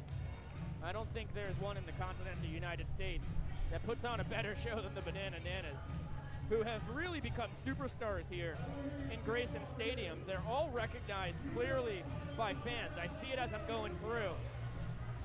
You know, because they've got their typical Bananas jerseys with capris, and they've all got their own signature kind of attitudes that they dance with, and it's just a heck of a show. Savannah Feddick says she wouldn't want to be anywhere else on a Saturday night.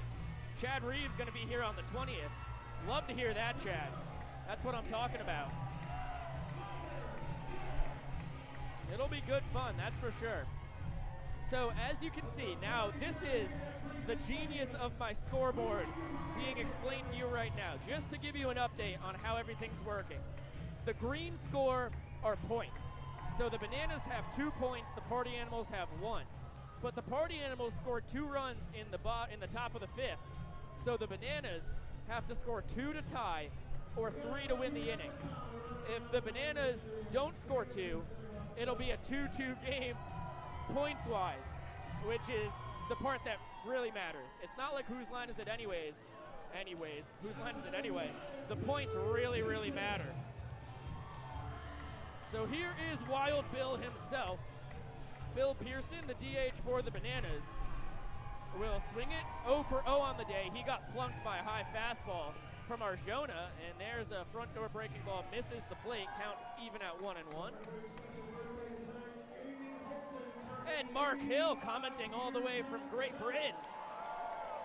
I hope all is well across the pond, Mark, and you're enjoying your Scrumpy Jack. Happy. I don't know what time it is there, but I'm sure it's pretty late into the night. It's only 8:18 p.m. here on the East Coast of the United States. Corey Chandler wants us to mic up the head coach of the Party Animals, and I think I might be able to do that for you. Swing and a miss on the 2-2, and Wild Bill goes down swinging. And that's not to be unexpected. I don't think I said that phrase right. That is to be expected from Bill Pearson. He's a guy who's going to swing for the fence almost every time. He's got a lot of pop.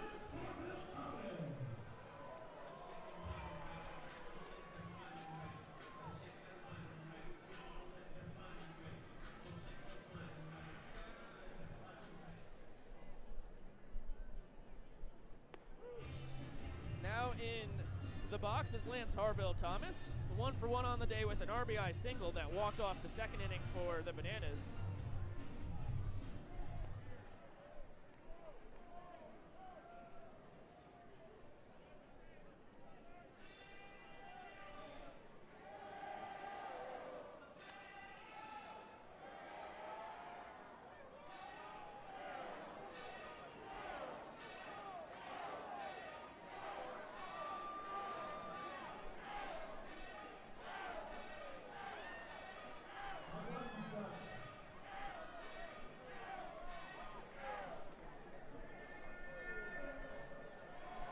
So I think we have some confusion on the field. I'm in contact with our producers, and I look down and what happened here? So Will thought it was a foul ball. I think I thought it was too. That's why I looked down. Lance ran to second and got, if it was a fair ball, he got what would be a double. I guess so.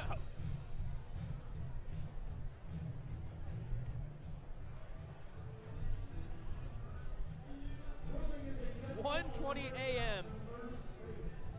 with Mark Hill in England. So they're gonna give Lance Harville Thomas first. So call that a single on the confusing tapper that Will, our official scorer, and myself both thought was foul.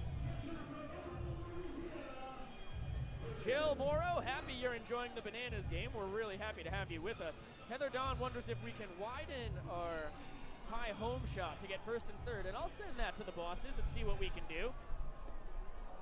Dane Clark takes a huge swing and a miss. The man they call Puddin'. That's not pudding ing, that's Puddin' with a hard N at the end, apostrophe N. 1 for 1 on the day with a single. And fouls that one back. The count now quickly 0-2.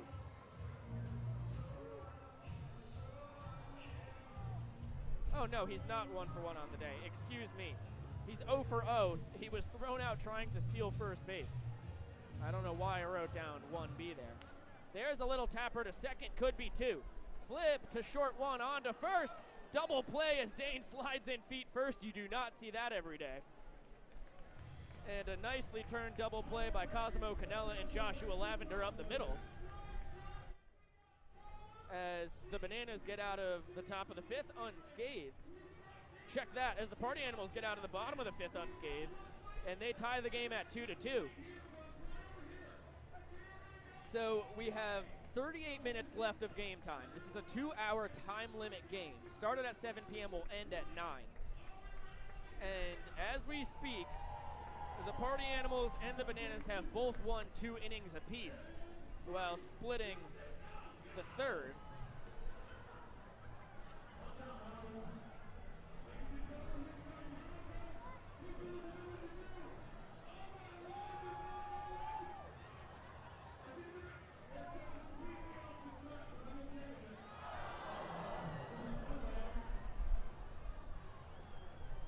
So we have a sheet race as one person fell down, is helped up at short there by Sam Claycamp, who's going to pick him up and try and take him all the way home. We had a photo finish over there. I don't know who won, black or teal.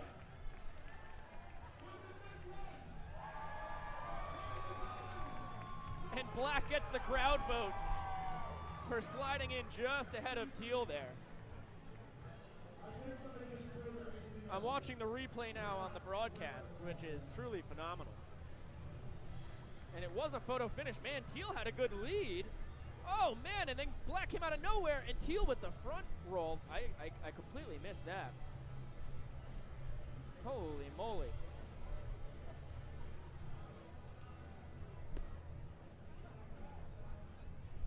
The sheet race, one of my favorite promotions we have here.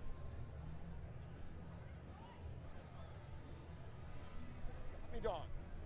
And we welcome in Adam Morrow to the broadcast. Adam, how are you doing, good sir? I'm good, and I'm ready to sprint across the diamond. You ready for another hard 90 to the first base box? Oh, I am. Let's see how quick the head coach of the Party Animals can make it over to first. A little wave to the press box. Yeah, once Strick here says play ball, I'm gonna book it. But looks like we're about good. You gonna go right across the diamond, or are you No, gonna take no, a loop? you haven't gotten to see me much. I make a loop down here behind the catcher, and there it goes. I'm about to dap up Teston. He's gonna hit another ball hard because he's been on it all day. And then I'm gonna rip it because we're ready to go. Here it is. All right, let's run it ride. Oh, baby. I love that. Oh, my goodness. That was like maybe it took you 4 seconds to get there. That was quick. Thank you. Appreciate it. So you guys are now facing Dakota McFadden on the mound. So the Bananas right fielder moves to pitcher. And I'll have to figure out who's out in right. Looks like... That's Bill Pearson. Oh, okay. So you lose the DH if you're the Bananas. They put Bill Pearson out in right. Yeah, no more DH. The hitter's staying in the game on the mound. Bill Pearson in right, so they got some big boys on the field right now, Beans. Yes, they do. Between Pearson, McFadden, and Michael Deeb out in left field. I mean, if you had to, I know it won't come to this, but if the game came to blows, do you think your party animals could hold up against the mountains that the Bananas are? Oh my gosh, you're in a dance-off. You're in a dance-off I didn't want this, but we're having fun. Yeah, holy smokes. smokes. I'm lucky that music ended, Biko. I was about to lose my life over here. You're about to be annihilated by Maceo in a little impromptu dance-off. Now, it seems like you're having the time of your life. Can you confirm that? I'm having a really good time, man. Yeah. Like, what's really tough is, like, I hear the competitor come out of me. Yeah. And I can't control the words. And then, like, 5 seconds later, I come back to life and I'm like, ooh, probably shouldn't have said that. You know what? But you're living free and loose, and that's what it's all about. Big time, yeah. Trying to hit some moves over here. Hopefully that gets fouled. Wow. Yeah, that that's one, good. Yeah, just out of the reach of any possible fans to catch that ball. Yeah, So, possible reach of any fan, and Michael Deeb running a 4-6 as a linebacker position over that ball. how bad must it feel to be tackled by Michael Deeb in a football game? Dude, I don't even want to know. I'm thinking about how bad the ball must feel when the ball hits him. Yeah. So, as you said, you got your man Jacob Teston in the box. A 1-2 count, he spoils that, and that'll touch down safely, out of reach of any possible fans. Teston, and you know what? This is something that I noticed throughout the past 2 days through your practices. I feel like he's been hitting the ball really hard for a few days now, and being able to transfer it to the game is something you love to see. Yeah, he's dialed in. That's a good play by McFadden. Really good play by McFadden. The full dive on the flip is phenomenal. Teston's getting robbed out here. I'm going to dap him up again. He shakes his head. Honestly, if a couple balls go 2 inches a different direction, Teston would be in MVP talks right now. There's no doubt about it. He's playing great baseball, and I love to see it too. Love to see it, because at the back of the lineup, hitting 8 for me, I know I have a leadoff hitter every time he comes up to the dish. Yeah, there's no doubt about that. Now, Corey Champer says, I have to tell you that he or she, there's no picture, has a crush on you. Corey Champer, that is the mother of my 2 dogs. No, Corey Champer's my girlfriend back in Florida. Funny enough, the Bananas are so powerful that she created a Facebook just to watch this game. How about that? Yeah, she stays off of social media. Aside from TikTok, you may have seen a couple of her videos. I have. Yeah. So aside from TikTok, she's strictly on TikTok, but created the account just to watch this game tonight and have some fun with us here in Banana Land. Well, thank you so much, Corey, for being a part of this as the 1-2 on the outside corner. Now, as being a guy who has a perfect view of the plate, that was probably an inch off maybe, Moro, but not too bad. Maybe probably too close to take, you know? Yeah, really good pitch there, because he's got the late break on his slider, especially with that kind of 3/4 arm slot rather than over the top. So that's when you expand it side to side, or up down. McFadden's doing a good job of that right now. Yeah, and a real nice front door breaking ball earlier in the at-bat there. Good piece. Get down. Go, go, go. You better be on 2. Trailer! Sorry about the yelling. That one just out of the reach of the unbelievably speedy Malachi Mitchell. And a great piece of hitting there by Joshua Lavender as Morrow sprints out.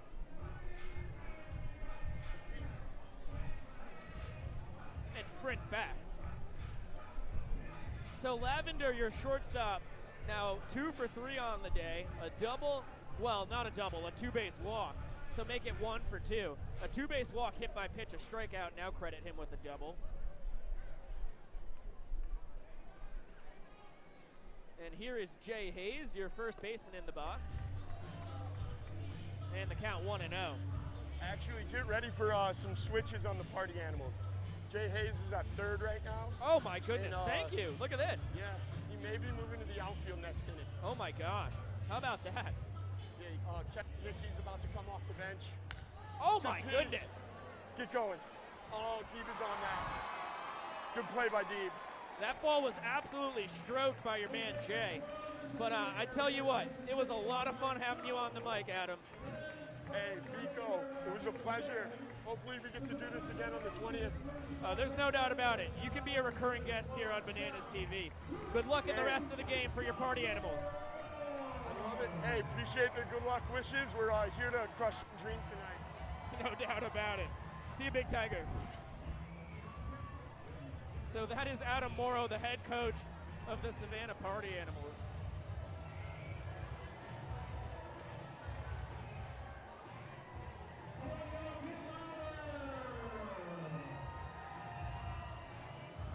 As we have some bananas in the stands handing out roses right now,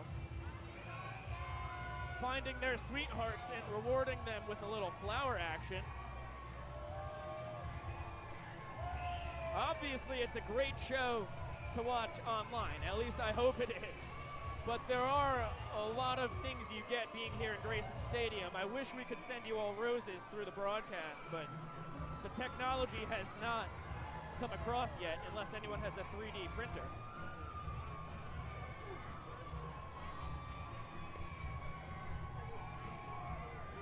Danny Lynn, you're on it. It's that time of the night as the flowers are being tossed all over the place. Good to see Ben Sheffield, our director of filmography, too, out there following the flowers with the serious big boy camera.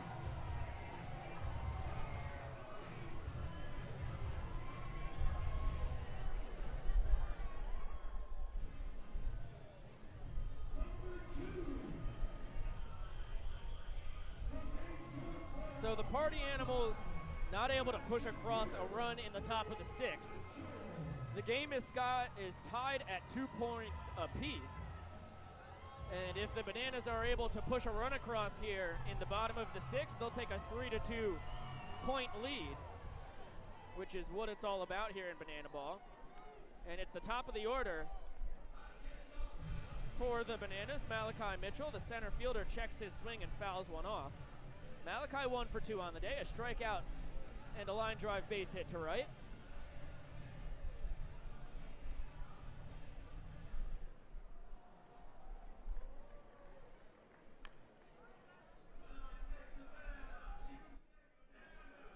And another foul ball, so the count now quickly 0-2. And I didn't realize it, and I don't know if Miguel, my director, even realizes it, because it's normally Split is able to sneak up on me without noticing, but he has joined me in the booth, and I was able to just catch it out of somehow my peripheral that the Bananas mascot is up here with us. Also, because my monitor is broken, I don't know if you're looking at me, so, you know, just playing it by ear. Big swing and a miss by Malachi.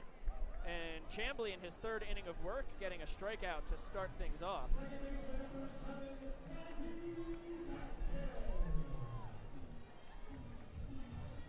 Split, as soon as he is here, has left. And look at that.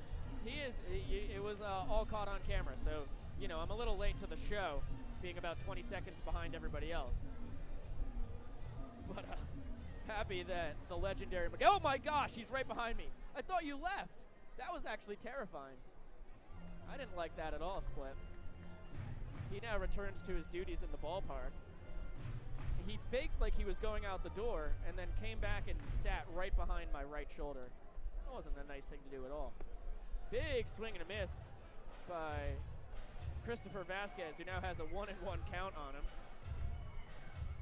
The second baseman for the Bananas, 0 for 1 on the day, a strikeout and a 3-base walk, as that one misses the outside corner. Count now 2-1 on Vasquez. The pride of Ponce, Puerto Rico, the MVP of the Fansgiving game, and a guy scheduled to play some independent professional baseball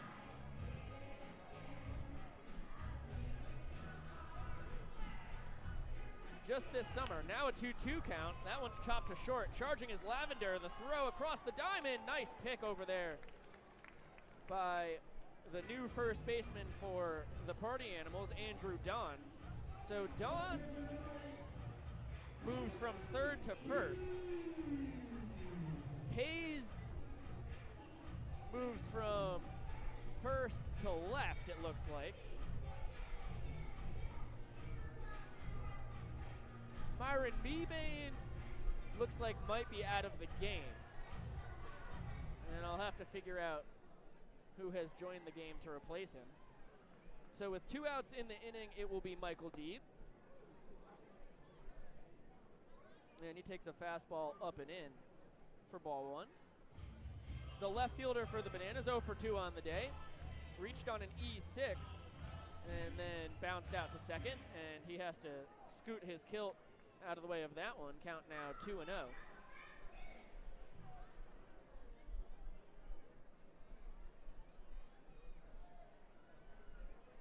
There's a shot into left field, and it's going to be caught on the run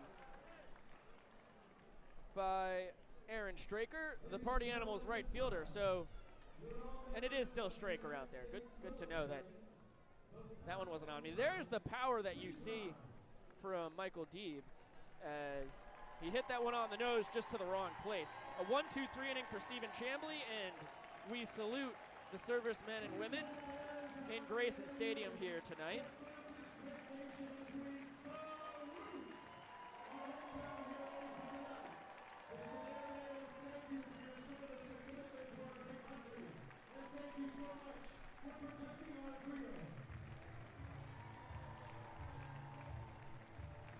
Always a really great moment here in Grayson Stadium, as Wes Singletary gives us a great fact here that Thomas Nickel and Myron Mebane both played for Tallahassee Post 13 in American Legion baseball.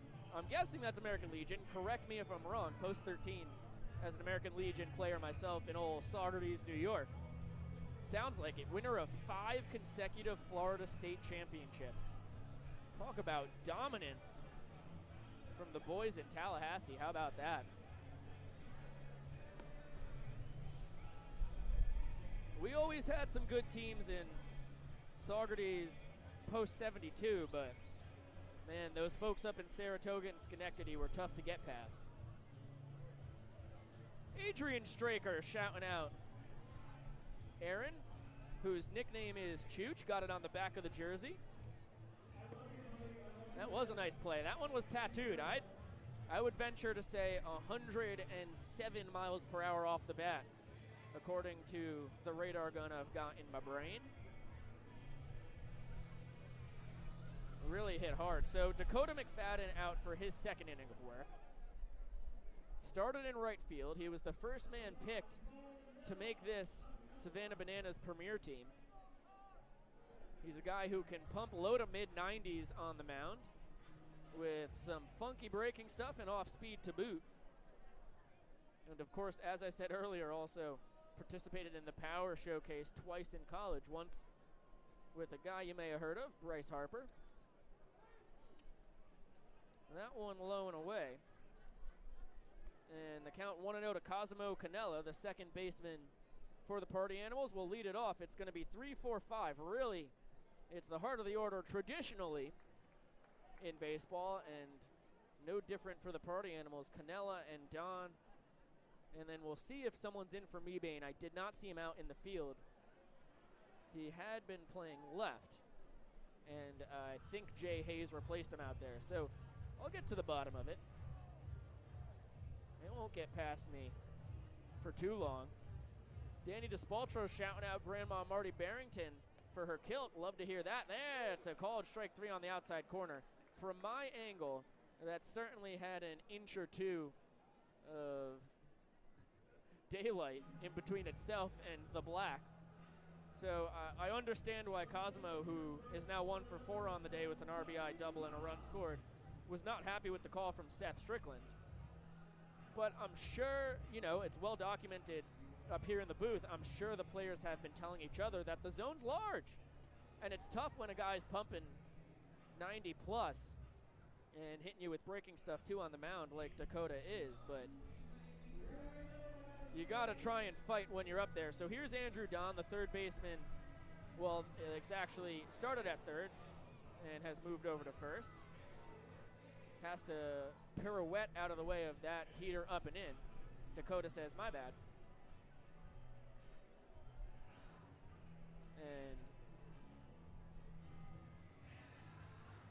Donnie thought about trying to steal first. Dakota making sure that Andrew Don knew that there was zero purpose in that. Really scary when one of the hardest guys, throwing-wise here, sends one up in your kitchen, and Don pays him back with a hot shot back up the middle for his second base knock of the day. Now a triple and a single to his name.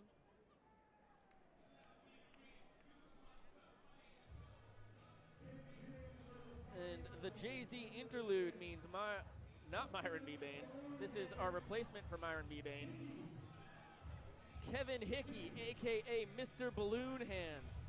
And his jersey, you might be reading it and saying, hey, Biko, that says Mr. Ballon Hands. And it does. We got it wrong. We make mistakes here in Savannah. There was a typo. I don't know if I don't want to blame it on Kevin. I don't think that's a right thing to do. The pride of Hilton Head, South Carolina, and the University of South Carolina, Beaufort. You know, I'm guessing the typo happened sometime at our end, because everything we have for him, his nickname is Mr. Ballon Hands. And I was telling people, it's got to be Balloon Hands. As he chops it to third, Cowboy Keat will toss it across the diamond in time to get Hickey, and the Breakfast Bowl Banana in his first premier team at bat will head back to the dugout after a ground out to third. Over to second base goes Andrew Don.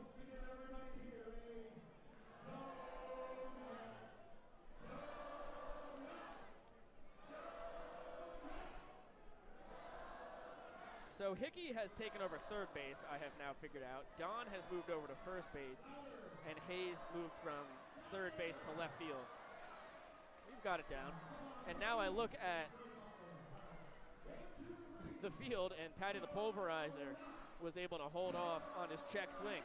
So Patty on the day, 1 for 3 with a 2 RBI single, a big 2 RBI single, the reason why this game is tied at 2 points apiece. It won the 5th inning. And he's also got a ground out and a fly out. He is the donut man, so the fans here hoping for free donuts if he goes down via the strikeout, but he has a 2-0 count at this current juncture.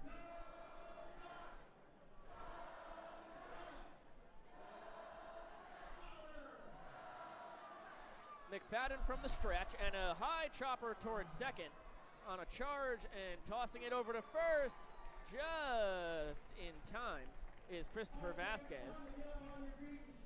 And Dakota has now thrown 2 scoreless innings.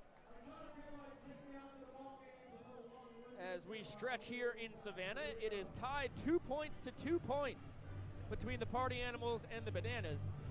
And as I said, these squads are really split up evenly. This is pretty much exactly what I expected. And we're seeing it unfold on the field that these teams both really want to win. And you heard head coach of the Party Animals, Adam Morrow, say he's trying to break some hearts tonight. He doesn't care that this is Grayson Stadium, home of the Savannah Bananas. Adam and his Party Animals have really taken to heart everything that the Party Animals are about. There was actually a great article on Savannah Now in the Savannah newspaper today, talking about a few guys. Alex Pierce, who is a Banana who we haven't seen yet. He's a pitcher who has worked for the Bananas for 3 years, doing all kinds of jobs, and is able to throw heck of a baseball. Was able to get on the team as a pitcher. As well in that article, there's some good quotes from Morrow about how he wants to be a heel. As they call the villains in WWE wrestling. He's trying to make the party animals the villains here. And I think he's doing a pretty good job of it. They've got some spunk to him. They've got some chutzpah, as my mom and my great late Pop Mike would say. And they look to hold the Bananas scoreless here so they can take a 2-point to 2-point tie into what will be the final inning, barring a merrically fast 1.5 innings here, because we've got 8:44 on the clock, which means there's only 16 minutes left. Really call it 15, as the clock does strike 8:45. So as soon as it's as soon as it's 9 p.m., we'll finish up the inning, and then this game is going to head to a showdown. To win Banana Ball, you have to score 5 points. And a showdown, as you will see soon, is basically baseball's version of a penalty shootout. In soccer or hockey. Dakota McFadden, the pitcher who started in right, 0 for 2 on the day, ground out to second and a strikeout to his name, takes his hacks against Justin DeGrandis. Dr. D on the bump now for the Party Animals after Stephen Chambly throws 3 innings, only giving up 1 run, and only losing the 4th inning to the Bananas. So, you know, I think an interesting statistic as Dakota thinks about breaking to first on that wild pitch, but he'll stay put, count now 2-1, is a plus-minus while the pitcher's out on the mound. So Chambly lost an inning and won an inning. His plus-minus is 0, to steal a stat from hockey and basketball. It's pretty fun. There's a whole world of statistics that can be born from Banana Ball, and a baseball sport type nerd like me just loves all of it. Backhanded there at second, the throw from Canella in plenty of time. Really smooth play there by Kaz to nab McFadden for the first out. Made that look a lot easier than it was. McFadden had a little heat on that ball. And Cosmo did his best Jeter impression up the middle. The former Schaumburg Boomer. Smooth as silk here in Grayson Stadium as a party animal. So now it'll be Sam Claycamp, the former Banana and current Banana, playing shortstop. Looks like he was trying to hit a walk-off inning home run there to give the Bananas a 3-2 point lead. Comes up empty though. Sam 1 for 2 on the day. A single, a stolen base, and a strikeout looking. That one up and in. And the count even at 1 ball and 1 strike.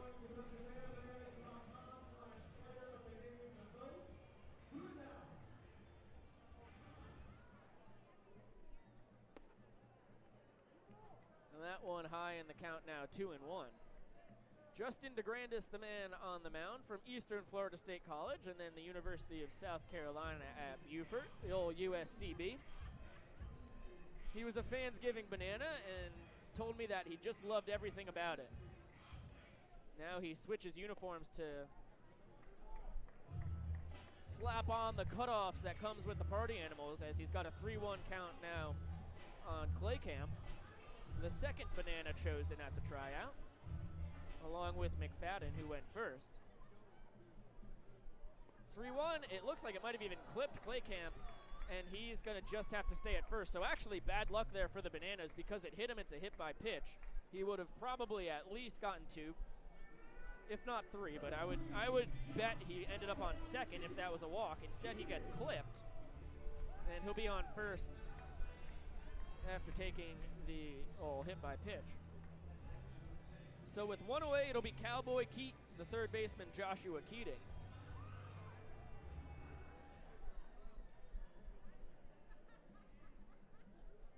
And DeGrandis fires that one inside. So 4 straight out of the zone from DeGrandis, who I was going to say, you can't say this about many people. You can only say this about 100 people. He's one of the top 100 MLB The Show video game players on PS4 in the entire world. And there's a chopper up the middle. Could be two, but it's bobbled there at short. The throw across the diamond. Safe. Oh, no. Jordan Bala says safe.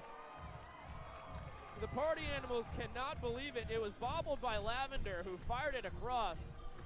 And diving headfirst was Keating. I do want to say that Keating was probably out by a step.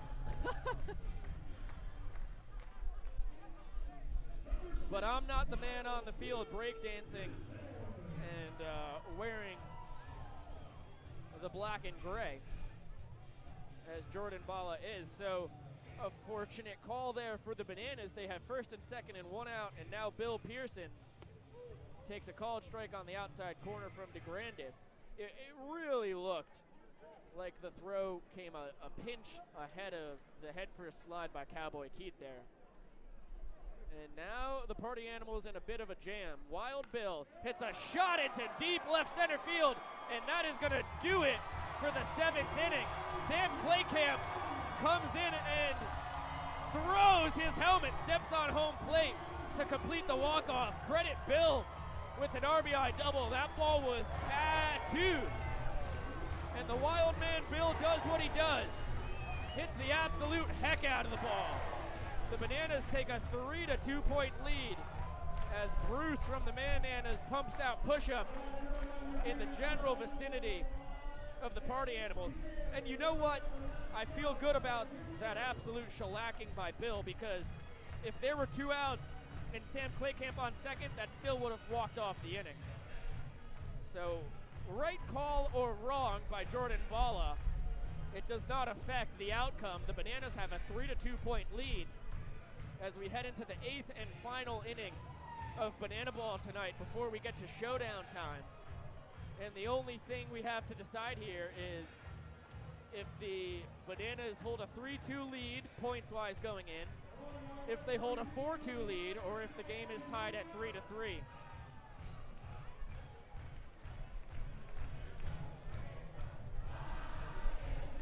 And Bill gave that one a good punch. I got to meet Bill's father, Doug, before the game, and tough to find a nicer guy in the greater Chatham County area. He retired a couple years ago to watch Bill play. Watched Bill play against the Bananas for 2 years with the Catawba Valley Stars. And now we finally get to see Bill on the right side, manning the kilt and swinging the bat for the Bananas.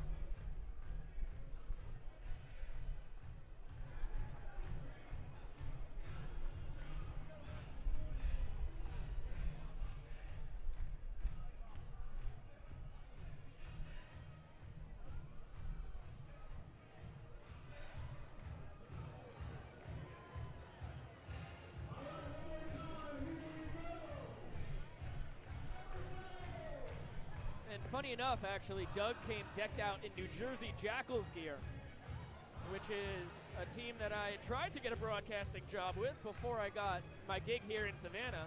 It was just about 25 minutes, a half hour away from my home at the time at MLB NHL Network.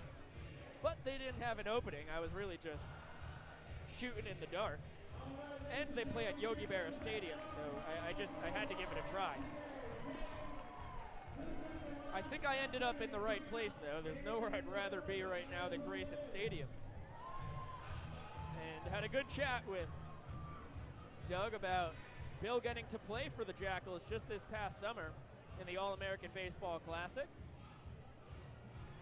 Played alongside Cosimo Canella on the Party Animals, as they both took home a championship there in the All-American Baseball Classic. And we have a new man on the mound for the Bananas, wearing number 18. Who in the world is number 18?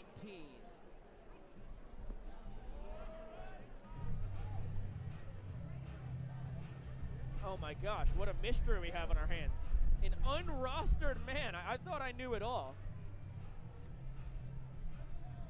Is this a ringer? Where did he come from? He faces Michael Vivacis, the catcher for the Party Animals.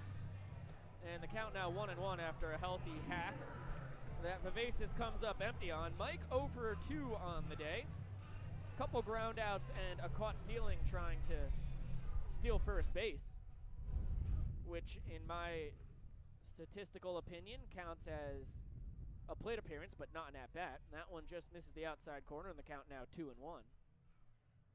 As we once again battle the wind. It is Thomas Nickel. Thank you, Wes. Here is Myron's Legion teammate back in the day.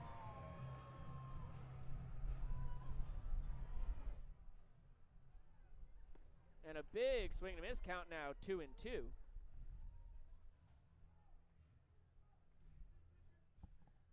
Thomas Nickel is the new pitcher, Will.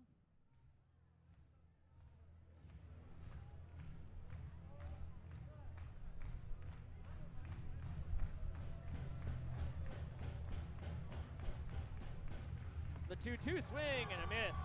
Some funky stuff low and away, and Vivacis comes up empty. One out now here in the top of the 8th. It'll be Jacob Teston, the center fielder for the Party Animals. 1 for 3 on the day, but a couple feet to the right or left with his last 2 balls in play, as Adam Morrow said, and he could really be 3 for 3 and vying for player of the game if the Party Animals win it.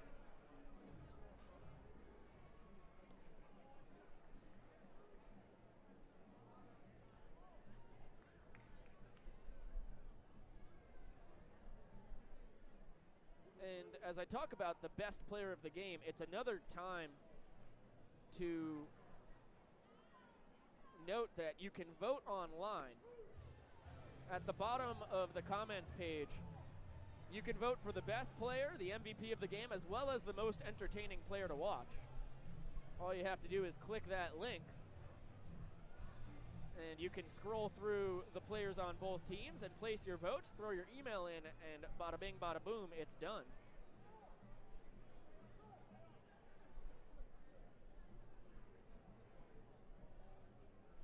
Count now 2-1 on Teston.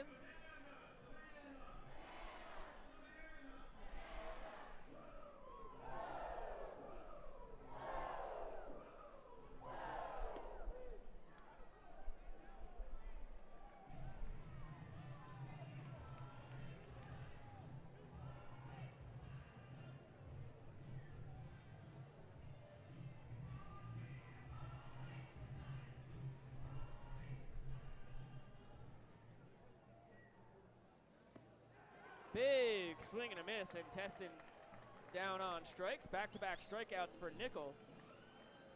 And it'll be the right fielder, Aaron Straker, out of Brooklyn, New York. 0 for 2 on the day. A ground out, a strikeout looking, and a hit by pitch for Chooch.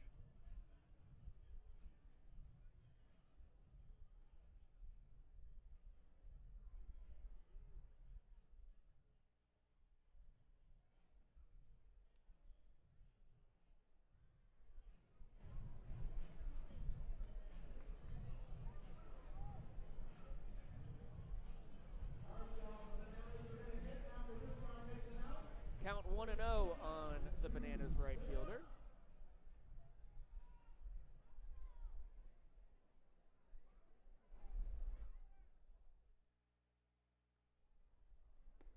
Big swing and a miss, and the count even at 1-1.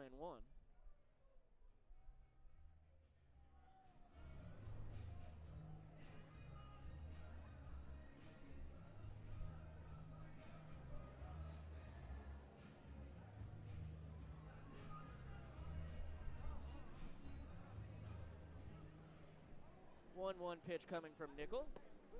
That one on the outside corner for strike 2. Thomas, a Florida A&M product, and a breakfast bowl banana. Guy who throughout that 9-game series at the end of the summer threw a lot of strikes. He's got some good velo. He's a tough guy to pick up. talking to the Bacon players, and that one's spoiled down the first baseline. It's a fair ball. It's a foul ball. Morrow was trying to wish it into existence of being a fair ball, but that ball crossed the wrong side of the line.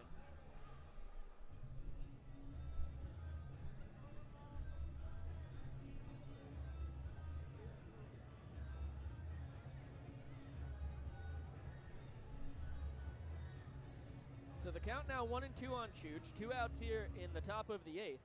Our final inning we'll be playing tonight before we get to showdowns. Right now the Bananas hold a slight 3-point to 2-point lead.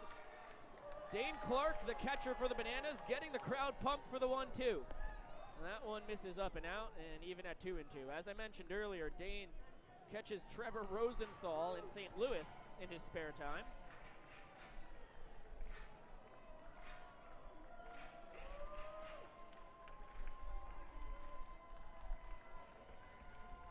Two outs, 2 strikes, 2 balls, and a hard grounder to short. It's bobbled by Claycamp, who picks it up across the diamond. Not in time. You can't bobble a ball with Chooch running down the line. Straker's got great speed, so that'll be an E6.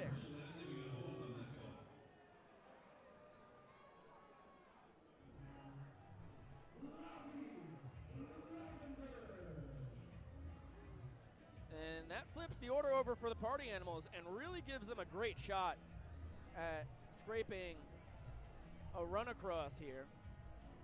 Because Joshua Lavender is 1 for 3 on the day, 1 for 2 on the day, check that. A 2-base walk, a run scored, a double, a hit by pitch, and a strikeout. He's had a full day at the office. And a hard shot into center field, but ranging over is Malachi Mitchell. That is easy breezy speed, everybody. And he is able to retire that for out number 3. So the Bananas able to hold the Party Animals scoreless in the top of the 8th. 1 man on and stranded there after the E6.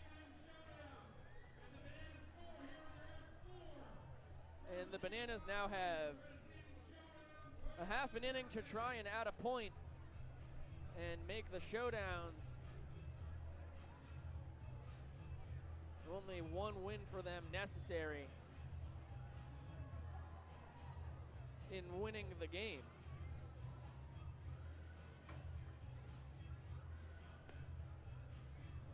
Justin DeGrandis, aka Dr. D, will be out there for his 2nd inning of work. He gave up a run on the RBI double from Bill Pearson last inning, so a -1 so far for Justin. He's gotten no run support in his 2 innings of work. He's only worked 1 inning, but the Party Animals have had 2 shots to give him a little something to work with and have come up empty. For the Bananas, it's going to be 8-9-1. Lance Harville Thomas, Dane Clark, and then Malachi Mitchell to swing it.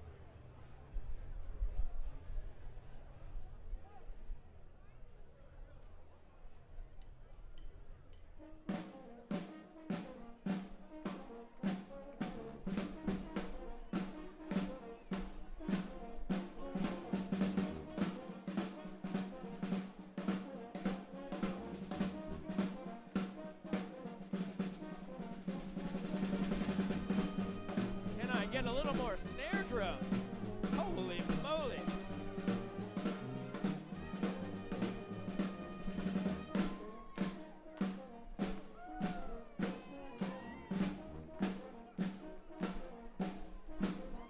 So here is the Bananas first baseman, Lance Harville Thomas, as the Banana Band plays on. They don't stop for baseball. They play when they want to play.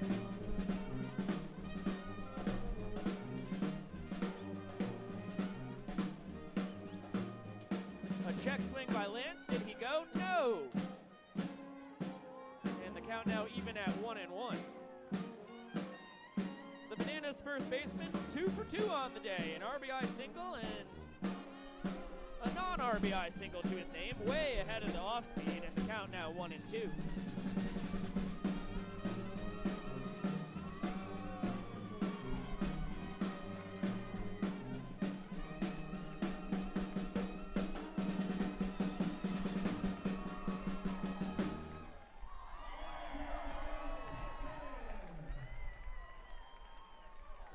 fouled off first base side. It could be caught.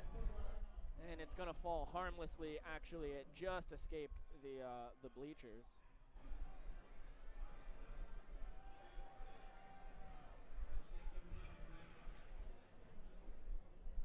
And that one right off the shoulder blades. Lance will take a hard sprint down to first. And a very big leadoff batter on base for the Bananas.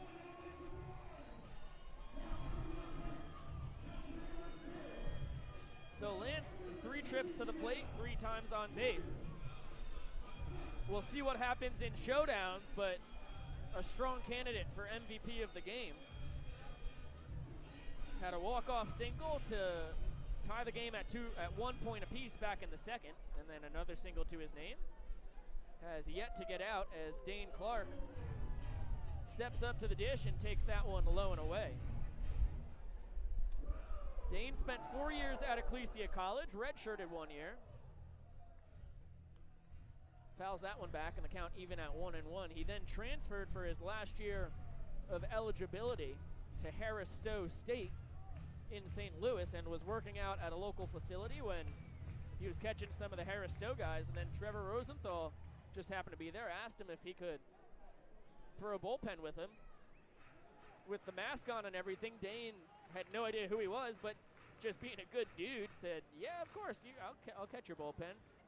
And then was blown away by Major League Baseball type stuff coming at him. The arsenal was a little stronger than expected from a random guy tossing a pen. As the count's now 2-2 on Clark, a.k.a. Puddin'. And a hot shot up the middle, could be 2. Gloved onto second 1, over to first. Nice pick at first base by Andrew Dunn. And a nice turn up the middle by Lavender and Canella.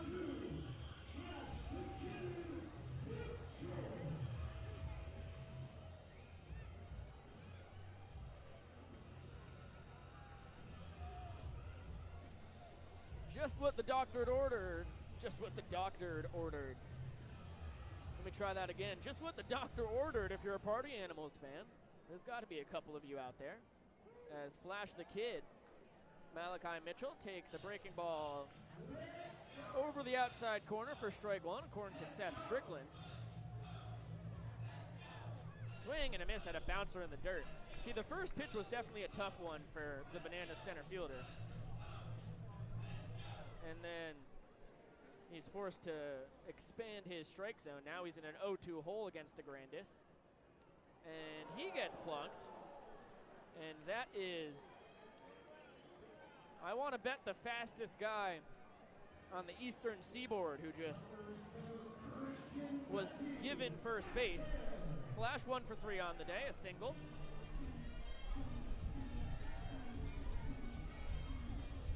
And once again, I bet my life savings that he takes off for second as the wind picks up a little bit here. And now it'll be Christopher Vasquez.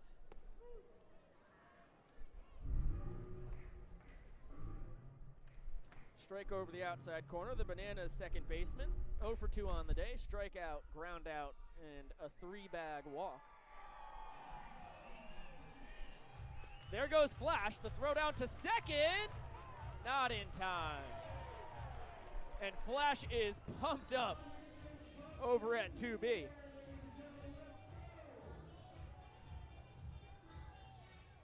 There's your second steal of Banana Ball. Flash's dream, the best thing he said that he could do in Major League Baseball is play in the World Series. Oh my gosh, did they get him with the hidden ball trick? I looked up and they did get him with the hidden ball trick.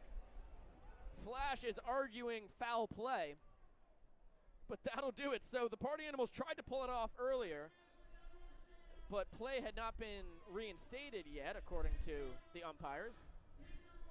And they do get out of the inning that way. So it's a 3-2 game going into the showdown.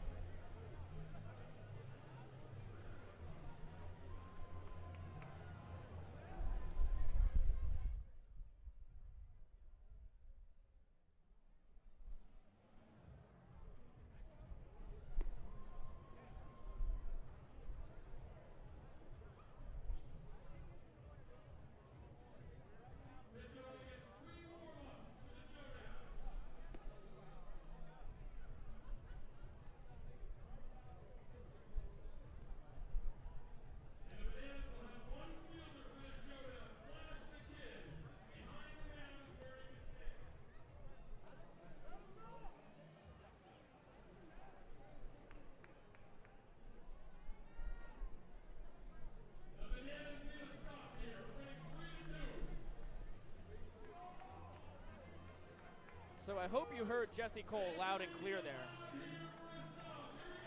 He just explained what's going on. So it's going to be Donnie, Andrew Don, the 4-hitter for the Party Animals, to be their first showdown hitter against Thomas Nickel in his, we'll call it, second inning of work. Donnie's now had a couple up and in, one from Dakota McFadden and this one from Nickel. Up in his kitchen. Of course, the Bananas go to flash the kid, Malachi Mitchell, as their lone fielder who cannot touch the infield dirt. He has to start out on the infield grass, and wherever the ball is hit, he can go track it down.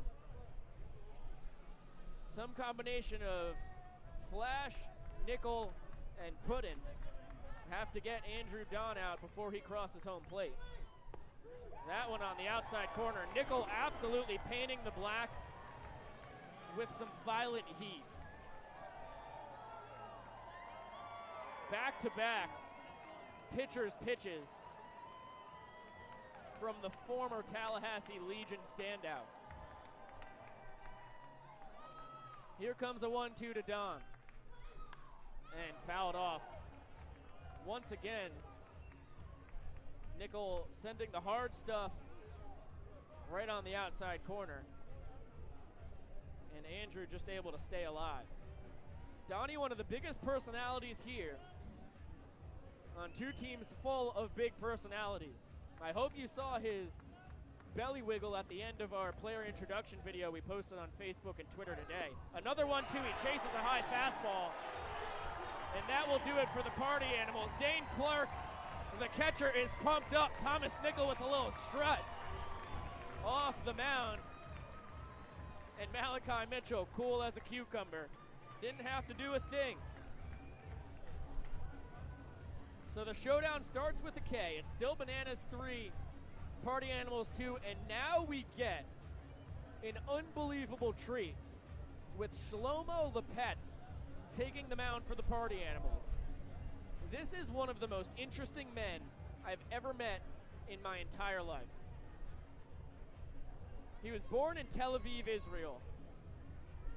He was on the Israeli Little League baseball team at 10 years old and has been on every Israeli national team since. Whatever age he was, he's been pitching for the Israeli national team. He's now 42 years old. He's on the roster for the Israel Olympic team in Tokyo coming up this summer. Deeb calls time. The linebacker from Notre Dame will be the first hitter for the Bananas, as it looks like Aaron Straker is the man out there for the Party Animals, ranging behind Shlomo. The righty side armor is countered by a lefty bat. The linebacker and special teams man from Notre Dame, the pride of Bethune-Cookman baseball, takes that one just below the belt, and the count now 2-0. Shlomo, one of Nate Fish's best friends. Nate, the head coach of the Bananas. And Adam Morrow calling on him for the most important part of the night here in the showdown. When it comes to experience, there's nobody better. Deeb cuts it loose on the 3-0 pitch and comes up empty. Count now 3 balls, 1 strike. Shlomo's not going to blow you away at this point in his career, but he's crafty as all heck. And there's a shot down the left field line. This is going to be trouble. Straker drops the glove. He's going full heel for it. Deeb rounding second. He's going to have a great chance at scoring. Straker just picks the ball up. Deeb loses his helmet, and he comes in to score. The Bananas take a 4-2 lead here in the final showdown, and Michael Deeb gets mobbed at home plate. Doesn't try to do too much from the pitch from Shlomo. Serves it to left field. A really tough place to collect a ball. Straker did all he could do to get there, but Deeb put that one to the wall. And now the Bananas are 1 point away from winning this ball game.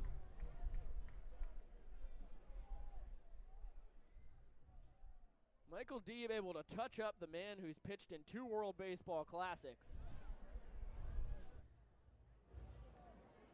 Shlomo, only the second Israeli native-born player to play college baseball. And still good enough to be on the Israeli Olympic baseball team. But Michael Deeb made him lunch meat there. And Shlomo got in a jam. He was down 3-1 to Deeb, had to deliver him something. A walk in the showdown is a double, so it automatically puts a guy on second.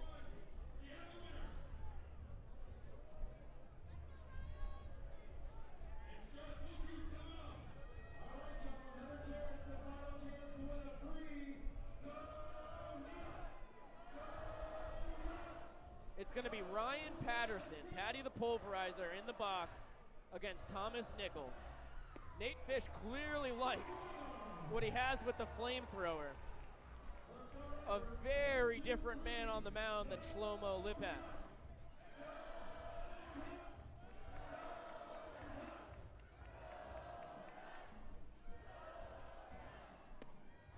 Patty tries to check his swing.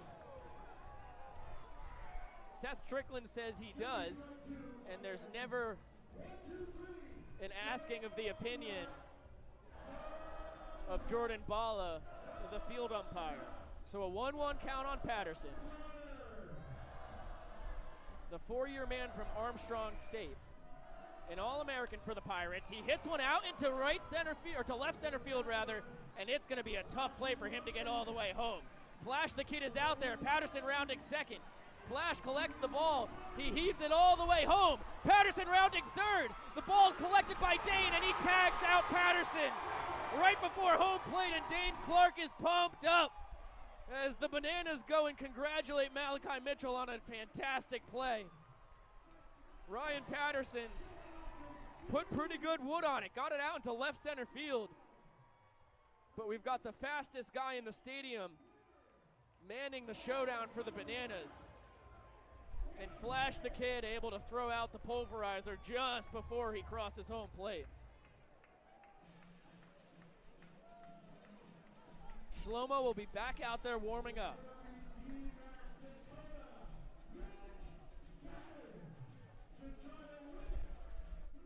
It's going to be Dakota McFadden. He started in right through 2 scoreless innings and now tries to end this game in favor of the Bananas, who lead in the final showdown 4 points to 2.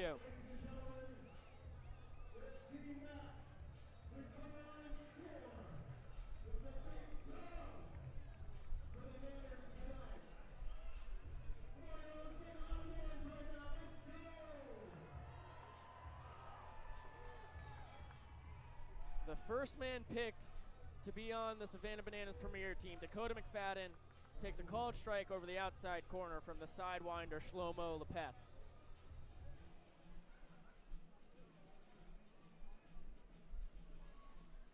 The 0-1 just misses the corner.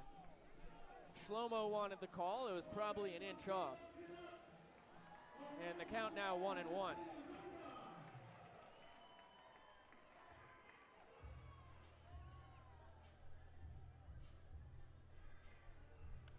There's a high pop-up into right field. There's going to be a play here. Aaron Straker running out as McFadden rounds second. He's got good wheels. McFadden's going to hit the cutoff man. Shlomo backhands it, and he's going to make the play himself. He's running for McFadden, who tries to deke him, and Shlomo puts him away. The 42-year-old still got a few athletic bones in his body. That's why he's going to pitch for Team Israel in Tokyo. And a big, big out for Shlomo as he keeps the game alive for the Party Animals. Still 4-2 Bananas. But Thomas Nickel has been a really tough cookie for these Party Animals hitters. and they're going to have to solve him at some point. Dane Clark back behind the dish, pumping the crowd up. He's been an electric factory all night long with the gear on him behind home plate. It'll be very interesting to see who Adam Morrow sends up to the plate now. So far, Andrew Don has struck out, and Ryan Patterson was thrown out by Malachi about 5 steps from scoring a run and giving the Party Animals their 3rd point of the night. Good to see Kevin Hickey hitting the weights over there.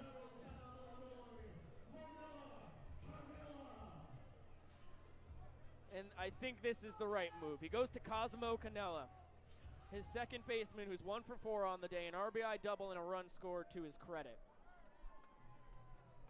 Has one of the hardest hit balls all day, that double down the left field line.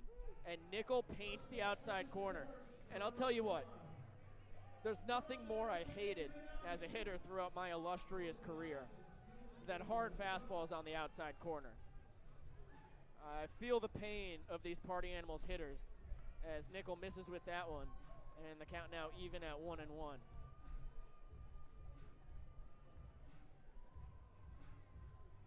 Cosimo, the pride of the Schaumburg Boomers. He won 2 championships last summer in 2 different independent baseball leagues. That one just misses the outside corner, and the count now 2-1. That's where Nickel's living. And boy, is it scary. Dane Clark with some great frame jobs over there, trying to give Thomas an inch.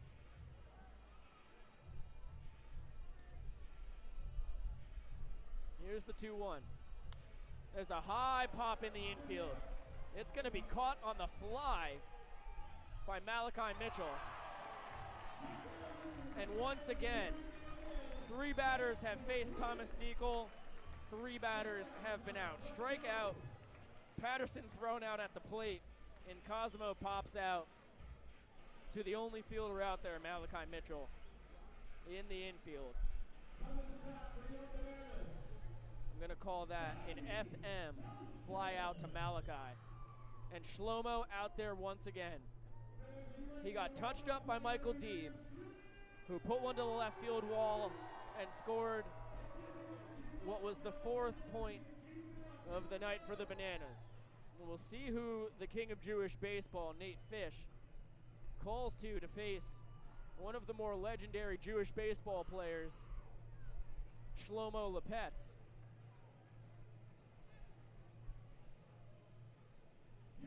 And he's going to give it to Christopher Vasquez, the MVP of the Fansgiving game this past fall on November 13th. Another really quality indie player, and he hits a shot to right field. This is going to be tough to get him. He's rounding first, and Vasquez has good speed. It's rolling all the way to the right field wall. Straker just got the ball as Vasquez rounds third. He will score, and the Bananas win 5-2 as the throw goes into the Party Animals dugout. A thrilling end to the first ever Bananas Party Animals Premier Team game. Christopher Vasquez is your hero.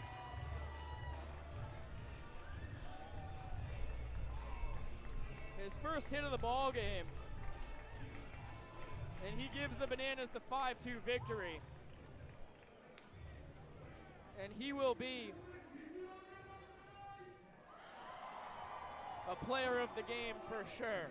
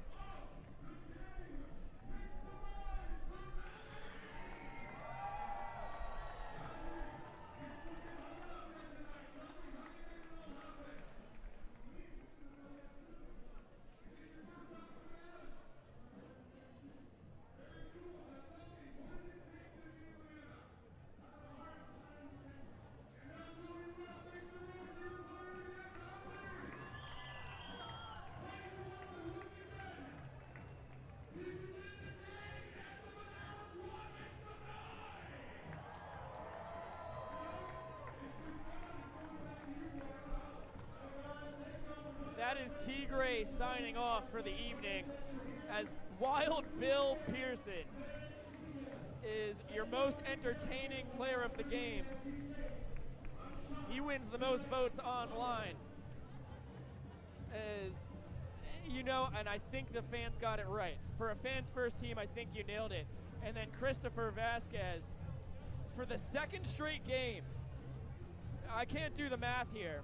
November to March, what am I missing? 5 months apart, 2 different Bananas games.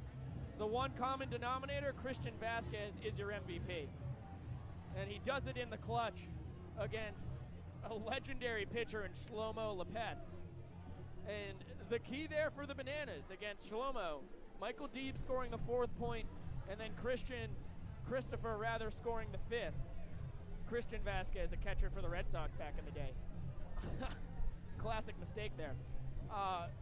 They took Shlomo the opposite way. They didn't try and do too much.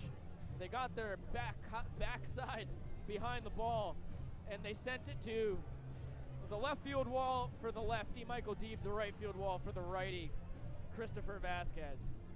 An unbelievable performance from both sides. The Party Animals had a 1-0 lead. It was tied 1-1. They took a 2-1 lead. And then the Bananas score 4 unanswered points. 2 of them during regulation, 2 of them during the old showdown. And as I look at our broadcast, I'm sure my camera is just giving us nothing, and that's why we're not up with me. You have historic Grayson Stadium, a shot there, so I'll be quick as we wrap this up. This was a lot of fun, and a big reason for it is all of the fans watching online. Thank you for all your comments and all your fun tonight. It was an absolute ball. Oh my gosh, I don't know if I fixed it. I think I did a little finagling, but and I'm like 20 seconds late to this. I understand. My monitor's broken, so I'm living in the past. But I was looking at the monitor for the first 20 seconds there. This was so much fun. It was awesome to be back in the saddle again for Bananas baseball and the first ever Savannah Bananas Premier Team, which Jesse Cole and company really think this is the future of the off-season, in quotes, because it's not the off-season. We're playing baseball in March. We played baseball in November. This is the new norm here in Grayson Stadium, and really phenomenal talent on both sides. The Party Animals put up a heck of a fight, but they fall 5-2 to the Bananas in the inaugural Premier Team game. And we will be back a week from today, Saturday, March 20th, for round 2. Bananas versus Party Animals. The last Premier Team game in Savannah this spring, because the final 2 games will be in Mobile, Alabama, the 26th and 27th of March. The old One City World Tour. You know how it is. This was an absolute ball. Thank you to everybody who joined us tonight. We will be back 6:30 pregame, 7 p.m. First pitch on the 20th. A bunch of shout-outs. Of course, my unbelievable director, Miguel Delau, pushing all the right buttons and running the show here. We had actually a new face with us tonight. So, Sayla, thank you very much for a lot of the great iPhone work. Ben Barks, a veteran, with the other iPhone down there. We had Emerson on first base and Jenna on third base, just absolutely killing it. And for the first time in my entire life, and what a blessing it was, I had an audio engineer. So shout out, Jaleesa. Thank you so much for pulling the dials and battling the wind and dealing with the band. And all that comes in to play with a really erratic sound experience that you have here with the technology we use. So it was a lot of fun. Thank you for enjoying the night with me. Hopefully you had half as much fun as I did. I'm almost at the end of my voice here. I got to get back into mid-season form. Thank you, everybody. I will see you a week from today, 6:30 p.m. sharp for pregame here in Grayson Stadium for round 2 between the Bananas and the Party Animals. Savannah Bananas, the Premier Team, takes round 1 5-2. I'll see you in a week.